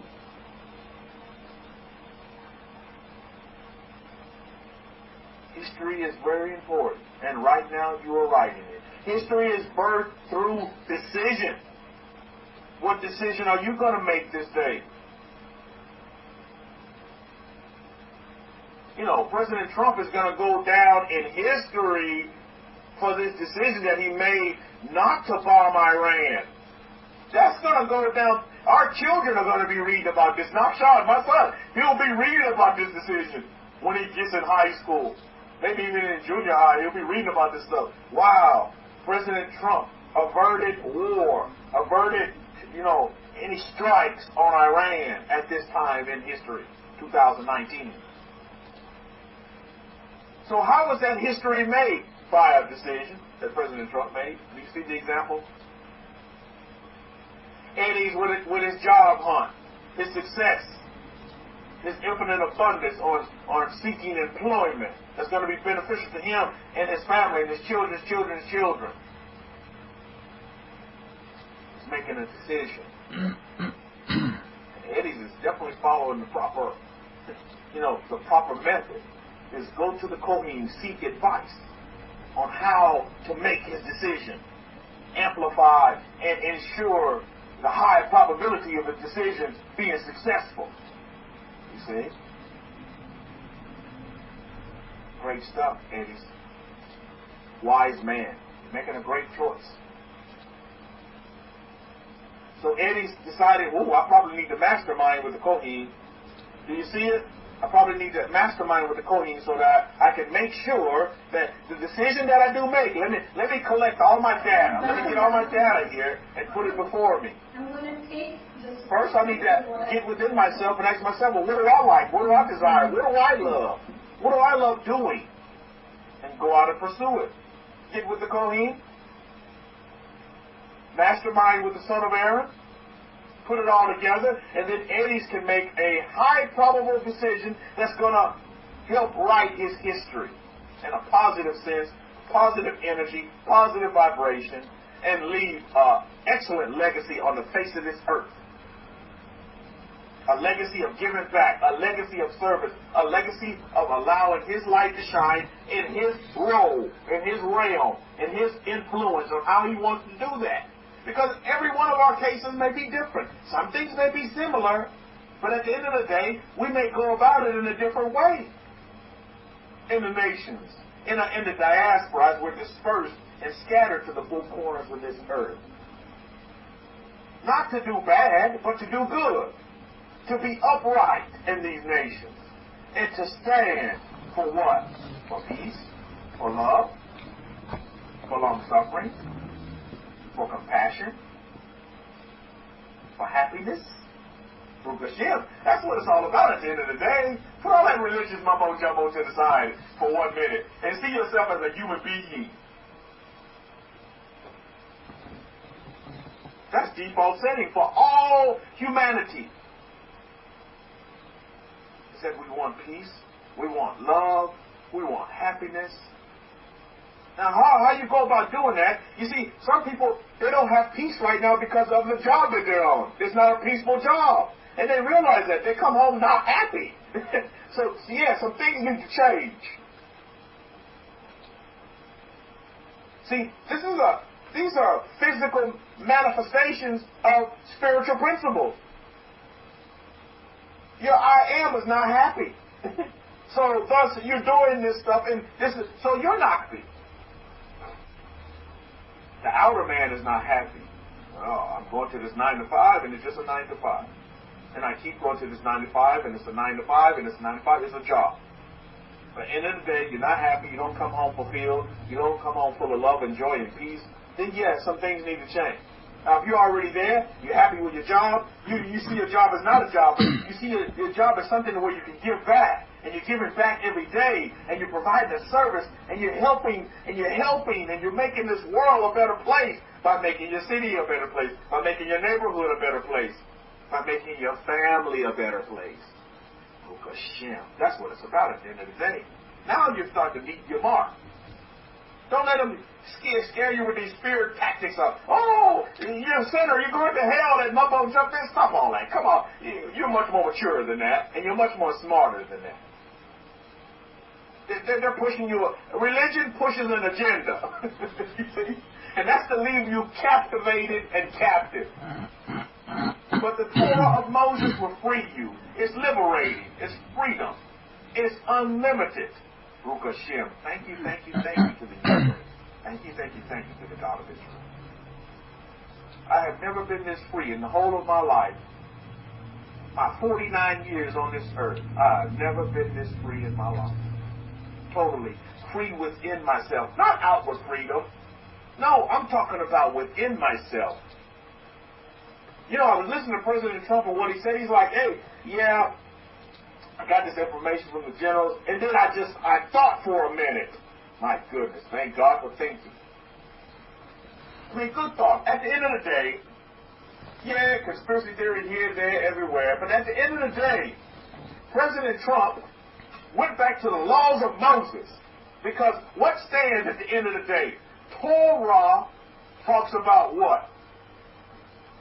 At the end of the day, Torah's bedrock is the preservation of life. Think about that for a minute. President Trump went right back to the laws of Moses. Preservation of life. And not only that, look what he did as well. He said, well, let's measure this out. Measure for measure. Okay, they blew up an unmanned plane, and now I'm going to go over here and kill 150-odd people? Come on. What is that? So he went back to measure for measure as well. Right back to our laws. A lot of people, they use the laws of Moses. They use, bits and pieces of it. But they're using it.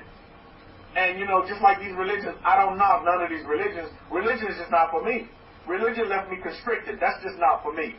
But religion, as I see it, is just another avenue to get back to source. It just takes a lot of detours to get there.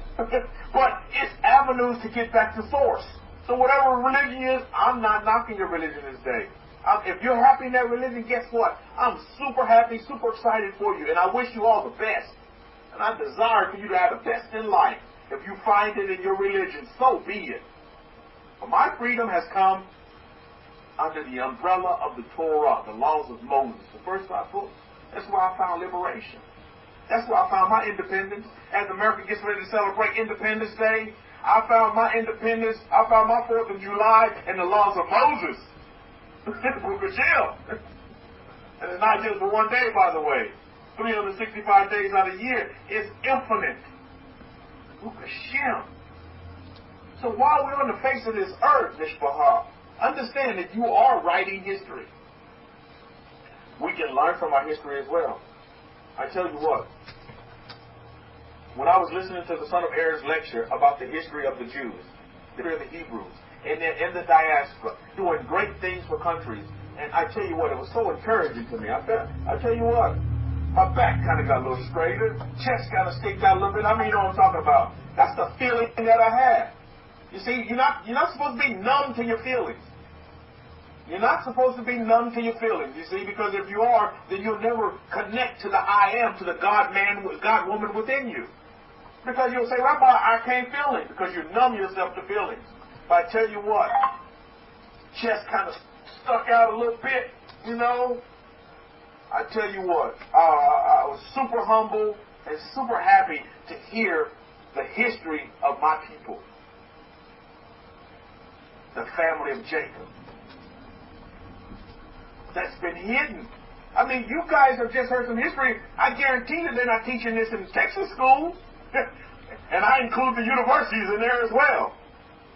They're not teaching this stuff. Are you kidding me? This is hidden history that's being revealed now at this time. At this time on the clock. And this is what's important. If this is the time that it needs to be revealed and brought forth, so be it. I say thank you, universe. Thank you, God. Thank you, Lord. Whatever title you put on it. But at the same time, it gives me encouragement. And it girds me up.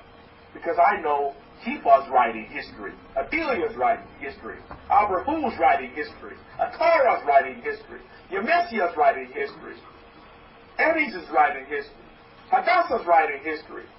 Hebrew 100's writing history. Lion King is writing history. I'm just going down the list, by the way. So if I've issued, it's not by happenstance. I just can't call out everybody's name. You understand? We're all writing history. Now, the history that we write, you see, this is what's important. While I let Pharaoh out of the room. No, Pharaoh. This is what's important, Mishpahah. This is key. All of you who write history, how many of you in this room, you consider yourself having a big decision to make soon, now? Anybody? Understand that you're writing history. And if you need instruction or help in the direction, then you need to come to the Kohen. You have a decision that you need to make. But understand, make the decision, make it in peace, and make it in full confidence. And then whether your decision is maybe not so wrong, maybe not so right, you can live with it. And then you're going to make another decision after that. And another decision, and another decision. Every day you're making judgments on how you're going to navigate through this wonderful earth. How you're going to navigate through Mother Earth. Every day you're making decisions on how you're going to do that. I firmly believe that's a hefty responsibility that we shouldn't take lightly, by the way. We shouldn't take it lightly. Don't take it lightly. I encourage you not. Because guess what? Decisions has what? Consequences. And throughout the whole of our history as Hebrews, you can see that. A decision was made, consequences came about, good or bad. But every decision has consequences. And I look at my family now. I was just looking at this last night as I was sitting down with my family. And I look at my family now, and I say, wow, what a great decision. And I told my daughter, and my wife that are from China, communist China. They used to live in China. Now they're from America, Baruch Hashem. But I told them, I said, you guys made an awesome decision to come to America. What do you think? They said, this is the best decision we made in our life. I said, you guys understand, the decision that you made. They're the first people in their family to leave communist China, to go to another country. What a big decision, right? And that decision that they made is going to reflect after I'm finished walking the face of this earth for sure. Think about that for a minute. Think about that for a minute. A Torah saying, it is a historical truth. No man or woman can know where he is going unless he or she knows exactly where he or she has been.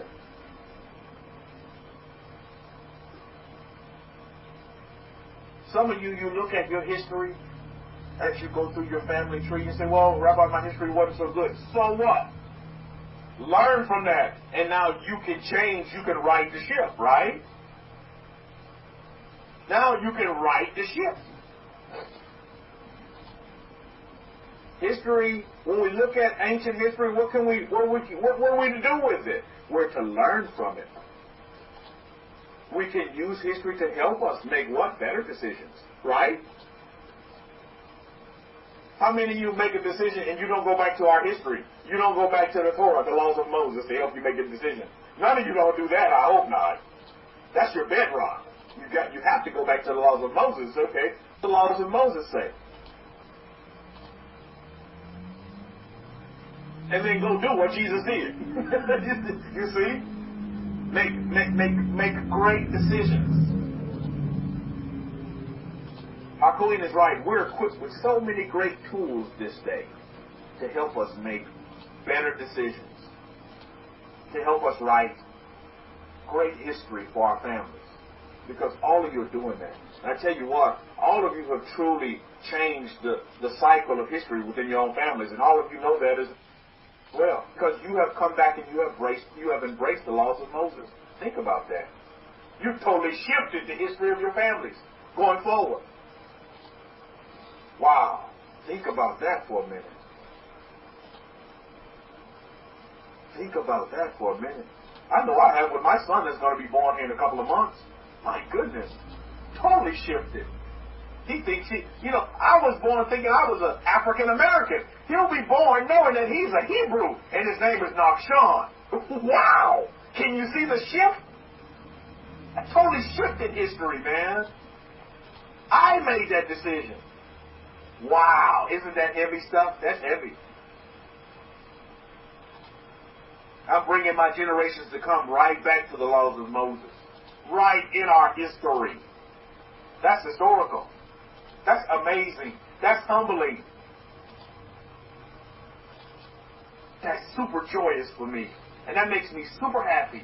And when I look at my wife and my daughter, and I see them walking in the neighborhoods here in America, and in the Walmart, and in the Target, you know what I say?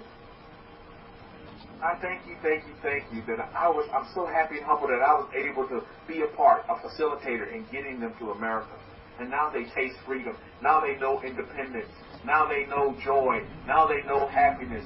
Now they know they can make their own decisions. And they're not dictated by somebody else telling them what they're going to do. They can do what they want.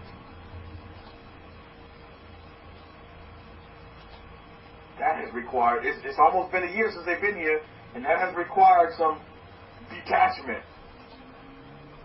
It hadn't happened overnight. But it comes, like I say, it's an evolution. I'm seeing that in my own life. It's an evolution. It's a process. It's a method. And when you're connected to the right method, Mishpachah, you don't need to worry about anything. Worry, what is worry? It's a word that goes right by you. It's water off a duck's back, man. You don't worry anymore because you know you have won the war. You can go through some battles. You may get scratched up a little bit. No problem. You may be in a tourniquet for a while or two. No problem. But you're gonna win the war. You won it. You won the war. Done and dusted. Done and dusted. Done and dusted, Mr. Hukat. So these are things that we need to consider going before as we write our history. Please don't accept or reject what I'm saying, but put it to the test.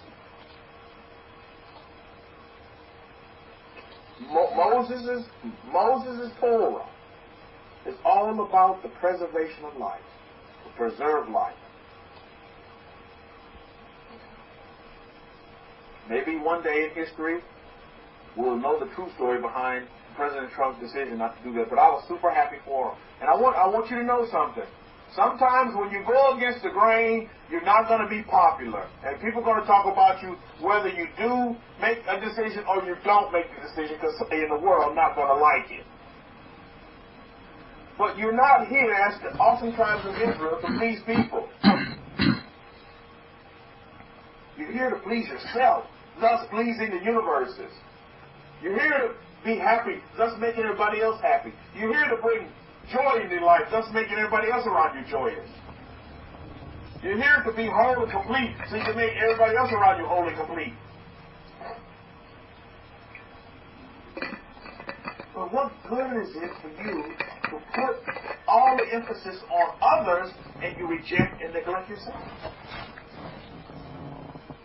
Give you a quick example. What good is it for you to say, yeah, I want you to have a lot of money, and these other people get all this money, but then you don't have a lot of money? You understand?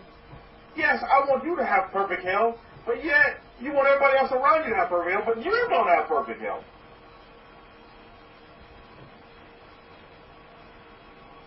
You are a witness. See yourself as a watcher and a witness to the laws of Moses. So people are watching and witnessing you. What kind of testimony are you giving to the laws of Moses?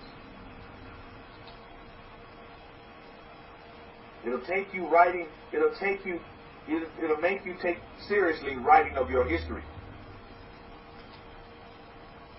And understand what your lineage is. You are from the family of Jacob, Mishpahah. Don't take that lightly. Please don't do that.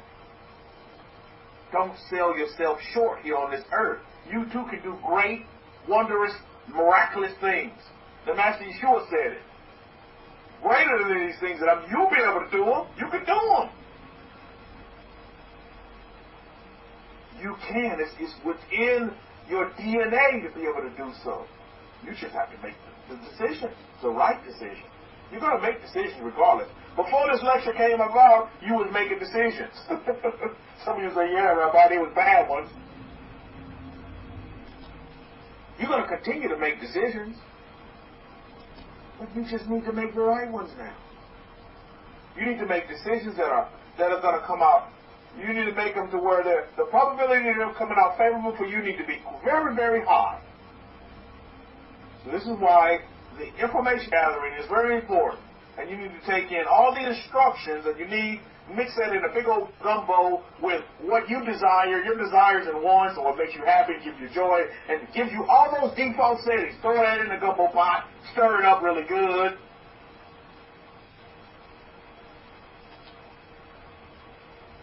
And then you'll have the best gumbo in the world. And it won't be none of that mumbo jumbo, but it'll be some actual good gumbo. That people are coming back for seconds and thirds and say, wow, this is like awesome. Give me some of that. You see, this is why somebody said earlier, well, shouldn't we be, going out here and saving the world? No, this is when the world is going to come to you. They're going to come to you saying, wow, I want some of that gumbo. I want what you have.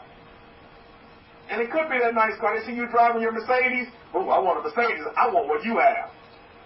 You tell them they can have it. You don't tell them, get thee behind me, Satan. And you don't tell them you're going through hell, you Christian. No. You're a human being, you can have it too. Oh, they like that big house. Oh, Chadasha, everybody like that big house. You tell them they can have it too. You can have it too, my friend. You can have it too. You can't have it. It's yours. It's just like I Queen said. You put on that little sticky, you put a dot. It's just, it's easy. When you think about the universe, you see your problem as big, you need to start seeing that dot. That's how small your problem really is. Your desire really is when you look at the God of the Milky Ways and the black holes in the universes. My goodness, you think about that. You think about that, Mishpah. Yael, woman of 10, is saying, you are so correct. I have family and friends that are coming to the feet of the Kohen after witnessing my healing. Oh, indeed. It's because of you. They see you. They're watchers and witnesses, just like you are watchers and witnesses to this very Torah of Moses. But you've got to follow the right method. This is where Judaism will sell you short. They don't have the right method. Let's face it. They do not have the right method. Period. Full stop. You gotta come to the right method. Well, that's when you're going to find success. That's when you're going to see all the success that you want in your life. What do you consider success? Because what you consider success, I may not consider success. Whatever. Don't let your mind tell you, oh, that's too big. You're asking for too much. No such thing. Remember the dot on the paper, dot on the paper, dot on the paper. That's not too much. I serve an infinite God. The universe is infinite. The universe is infinitely abundant. Oh my goodness. There are no limitations. No limit for you. Awesome tribes of Israel. Humanity, there's no limit to you. Queen is right. We need to go back and take what's ours. Perfect law is for us. Why are we not assuming it? Everybody else outside of the tribes of Israel using the perfect law and benefiting from it. Why shouldn't we? That's for us. We are infinitely abundant. It's in our covenant. That's covenanted to us. Infinite abundance. Blessings. Multiplying. Why are we dividing and subtracting? We shouldn't be. Your mind should be multiplied. Why is mind divide and subtract? Don't be that way. No such thing as division. No, we're all human beings. And we live on this wonderful earth. And we have to all learn how to get along together. As we agree to disagree, disrespect, we're respectfully. We can do it. You don't have to disrespect people because they don't think the way you think. So be it. You leave them to it. Whatever makes them happy. Whatever makes them happy. You leave them to that, Mishpah. And you carry on with your life. And you live a life of prosperity, of wholeness, of completeness, of richness, of love, of compassion, of joy. That's what it's about at the end of the day. People don't want to hear this. They want to hear some mumbo-jumbo. Something there's no time for that. I'm not going to use clock time and give you a bunch of mumbo-jumbo. I'm too busy living in the present. Now, understanding that I have the DNA of El Shaddai already within me. I just have to unleash blessing, unleash abundance, unleash joy, unleash peace, and tear that negativity out of my life. Depression, sadness, anger, fear. That stuff's gone. That stuff's gone. No such thing in my vocabulary. Because I do have the DNA of El Shaddai. And I know that I'm capable of doing great things and will do great things.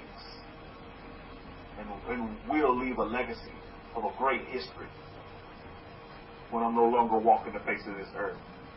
And my legacy will carry on, just like yours will as well. Positive legacy, positive energy, positive frequency, positive vibration on the face of this earth. And all my marks will be met. And I won't die in my sin, but I will meet my marks. God wants me to be happy. What makes me happy? God wants me to have peace. What gives me peace? And then go out and get it. You see? It's very simple. It's not complicated. You don't have to live life in fear. Fear of some kind of eternal damnation. That's a bunch of mumbo-jumbo. That's a bunch of mumbo jumbo. And it's leading a lot of people to live a life that is lessened. And not a life that is just full of abundance and full of joy and full of peace and full of happiness, man. That's what's important at the end of the day. So let's move towards that direction as we look at our history. As all of you look at your histories. You look at your history books and what you're writing. But always remember this. I'm going to leave you with this. Not too much more to say about history. We understand why we have history. What do we do with our history? We understand that. I'm going to leave you with this definition of history. History is being put to the test. History is being put to the test. That's all history is. You're being put to the test every day. But make your decisions based on your being, what's within you. Not with what your mind tells you. Not with, well, what does consensus say? No, you go within yourself. Remember, your body loves attention. You go beyond. You go deep within yourself. To that I am mode. You realize, you find out who you really are. What you're made of. What you can do. You're unlimited. You're a superhero. History is birthed through decision. Every part of history you read, somebody made a decision. Think about that for a minute. Good or bad, somebody made a decision. Consider that going forward as you make your decisions. So on that note, we'll wrap it up for this Shabbat. As our discussion on history went twofold, our Kohen's lecture in mind as well. Our Kohen took you to the past histories of our people. I want to bring it present. I want to bring it now with our history. Understand our importance, our relevance in these nations that we're in, and understand that you're writing your history now. So make great decisions. And then let the chips fall where they may after that. And then make more great decisions. And keep making great decisions. Well, Rabbi, I don't know what to do with decisions. Then you need to go to the Kohen to give you some instruction and leave some guidance and help you put you on the right path. I'm talking about my wife from China because our Kohen told me to go to China. And I never look back. And I tell you what, I'm living heaven on earth now. I realized for Rabbi Kefa, I didn't need many wives. I only needed one great wife, and I got that. I didn't need a multitude of wives. That wasn't for me. For me was the one wife. She's the full package. The full Mountie. The full Mountie. Wow.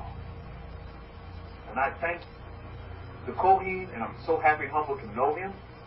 And I thank the universe. Because I tell you, that's where it was. I had no, in my own mind, China was not on the map. China was not on the map. But I was told to go to the east. And I did. And I didn't look back. So I made the decision. Do you see it? That's what it's about. That's one of the best decisions I made in my life. My goodness. Didn't look back.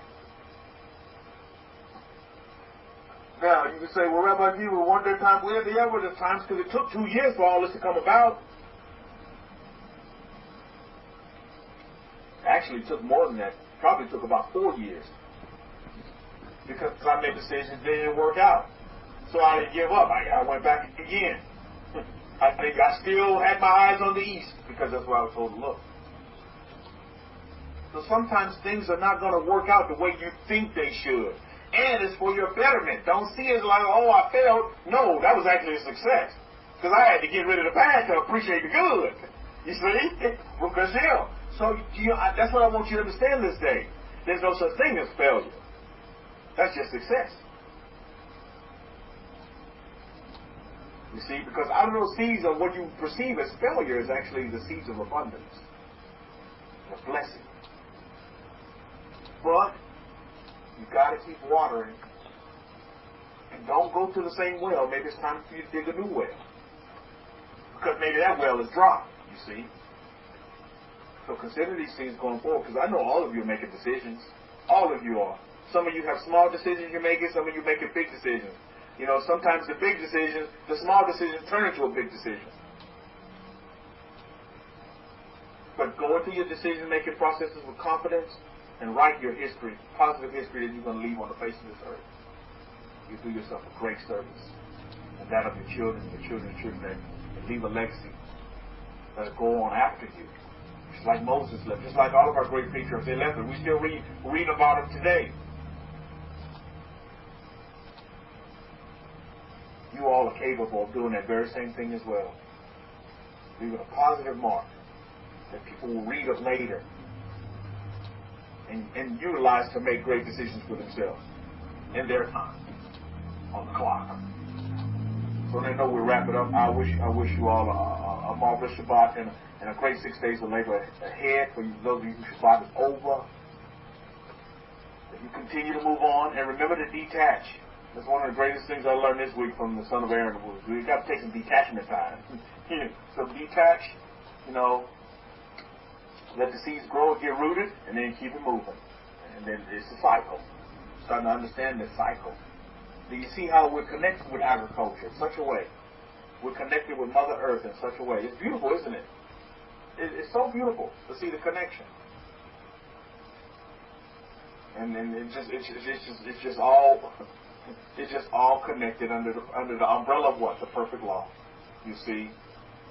So like I said, I'm still waiting to connect and improve my husband's life. Improve your life. Don't worry about your husband's serenity. That's the best advice I can give you. Improve your life. See your husband the way you want to see him. Feel him the way you want to feel him. And then be patient. That's one of the biggest. That's one of the biggest serenity. Is that we just must be patient. We must patience. We must become, you know, experts in the realm of patience. And then we can always use more, right? When you reach where you think you can reach, it's always more patience that you can always, you know, take on for yourself. Just be patient. Just be patient. Just be patient. If you want to take something from our books really quick, you'll see that, you see what happened to Korach and his family. And just as soon as that happened, the people still begin to complain. And because they didn't get no water. Miriam dies and they didn't get no water. This is our history. So here they go back coming against Aaron and Moses, you see. This is our history. So what is that teaching us there? That, even after you see an event like the earth opening up and swallowing up Korach and his family, people, even after that, people still complaining. Didn't have humility, didn't have, fear of going against the system, no humility whatsoever, just still complaining. What does that tell us? That some people will not change. Complainers are going to be complainers. Those antagonists are going to be antagonists. I don't care if they see the sky turn purple. They still going to complain. I don't care if they see the sun change and cut flips, and they still going to complain. So sometimes you just have to understand that. Is that, some people by nature, it's just not in them to change. They don't want to change. They're happy being the way they are. And then you just have to, come to grips with that and say, okay, so shall it be. You see? So shall it be. But you have to continue to press on and do the necessaries for yourself, serenity, where you can find peace. That's a beautiful name, serenity. Where you can find peace, you can find love, where you can find joy within yourself. And, you just have to keep it moving. I mean, I went through a couple of relationships like that, where I thought I could change the person, well, it couldn't work. And that match wasn't for me. The universe, that wasn't for me. I thought it was for me because I was seeing it with a different eye. You see, I was seeing it with my physical eye. Oh man, this J-Lo, this is who I want to marry. You come to find out that J-Lo don't have the halo. You know what I mean? So then, you got to keep it moving. And you wish them best endeavors. I mean, that's what happened for me several times. It just hasn't happened to, you find the right one, you see? That's how it goes down. J-Lo didn't have the halo. No, but she was J-Lo, but she didn't have the halo. So it just didn't work out. It just didn't work out. And so be it. So be it. And so we keep it moving. We just keep it moving. I chalked that up as great experience, and I wish J-Lo all the best. I wish her all the best, all the happiness, all the love she can find, because I found it. You know, I just had to go through that experience. You see what I mean? You see? So then he says, I'm waiting for my husband. Well, while you're waiting for him, you bring him into you. You attract him to you. You call him in because you have the capabilities and you have the powers to do that. You're a superwoman. You attract that husband just like you want it. You feel him just like you want it. He's giving you that massage right now. You feel the massage on your shoulders? Boy, you're reeling him in now when you start to feel it. He'll come. You keep attracting him in. Dig that well. Stay by your well, and the husband will come. Believe you me. Stay by your well, Serenity. Our connection with the water. I'm telling you, I found my wife by the Yangtze River. That's a big whale. Yep, she lives. From her house, you can look and see the Yangtze River in China, the second largest river in the world behind the Amazon. No, behind the Nile. The Nile is the longest. I think it's the second behind the Nile because the Amazon is not the longest. It's the Nile River that's the longest. I'm going to go do my Googling now. But I know it's in the top 3. So I think that's important for you to understand, sir. Dig your well. And the husband will come. You bring him in, you will attract him just like you want it. Just like you want it. He going to come tailor-made. Just like you want. Mine did. Universe not respect their person, so yours will too. But use the method. You got to use the proper methods, and believe me, come right on in. Don't run after the Denzel and find out you in hell, or get the J-Lo and you find out that there's no halo. You see, don't run into those. Don't attract those. Oh, but Rabbi, he look good. He look just like Denzel. Well, you find out Denzel's got you in hell. Or you find out that J-Lo didn't have no halo. Maybe she has some horns on there. So you don't want to, you steer clear of those. I know a lot of you in this room, you've been through those already, so you know exactly what I'm talking about. So you have that experience, so you know that's not the route you want to go. So on that note, again, I wish you all a great Shabbat and a great 6 days of labor ahead. And enjoy your families, enjoy your friends, make memories, and write your history. Look for Shem. Thank you to the universe. Thank you to our Kohen in the gate. And we're going to continue to move this forward, and we're going to continue to do great things for the universe, great things for the family of Israel, and they're going to be writing about us. Baruch Hashem. All right, over to you, Kohen. Todah for that, Rabbi Kefa. So hopefully everybody's got the instructions and what to do and what not to do. Don't forget that next week, you mark the room. The other room is now being totally deactivated, so Rabbi Kefa won't be able to open that room next time, even accidentally. So we will, be only coming into this room. Other than that, I would like to say that the systems that we have put forward, it is being still optimized. So the optimization is being done with different people with different methods. And as I get the results, the results will take a little time. It may take 6 months, may take a year. So as I get the results, then I will probably bring those results in as to what works the fastest, what works the best. So those optimizations will have to be done within now till the next 2 years, maybe even longer.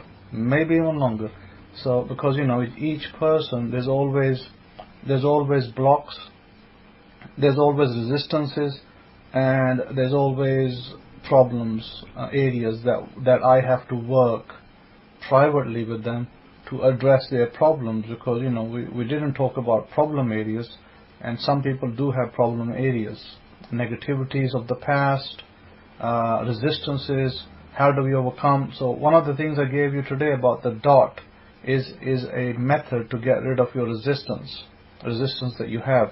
Remember, Yeshua Jesus said, he said that do not resist evil. And there's a lot of wisdom in that particular statement. Do not resist evil means that do not give it focus. You can acknowledge evil, something bad that has happened, somebody was killed, murdered, heaven forbid.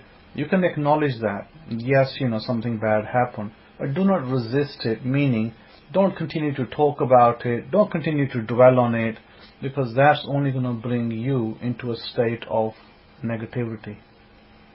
Hence why do not resist evil is exactly what that means. So it doesn't mean that we can't fight, people who are evil, that's more on a national level, going to war against other nations. Sometimes it is better to do nothing and wait, as has happened in our nation. So therefore it's very important to understand that, we have a broad method of the perfect law, then we have refinements. And refinements will be geared toward each individual person. Now the refinements I gave to, for instance, Jennifer, I did not give to everybody else because she had an illness. She was dealing with opioids and she needed to deal with that illness differently. So she had been given some extra tools by me to deal with her illness. And that's how she was able to overcome her illness. Everything is not discussed and everything is not given, but I'm giving you a broad method, and then as individuals have individual requirements, then I have to deal with those requirements differently with different tools and techniques that I have. Then I can use that because I know they work, and I know that they will work for any person, but every person is not on drugs or medication that causes addiction.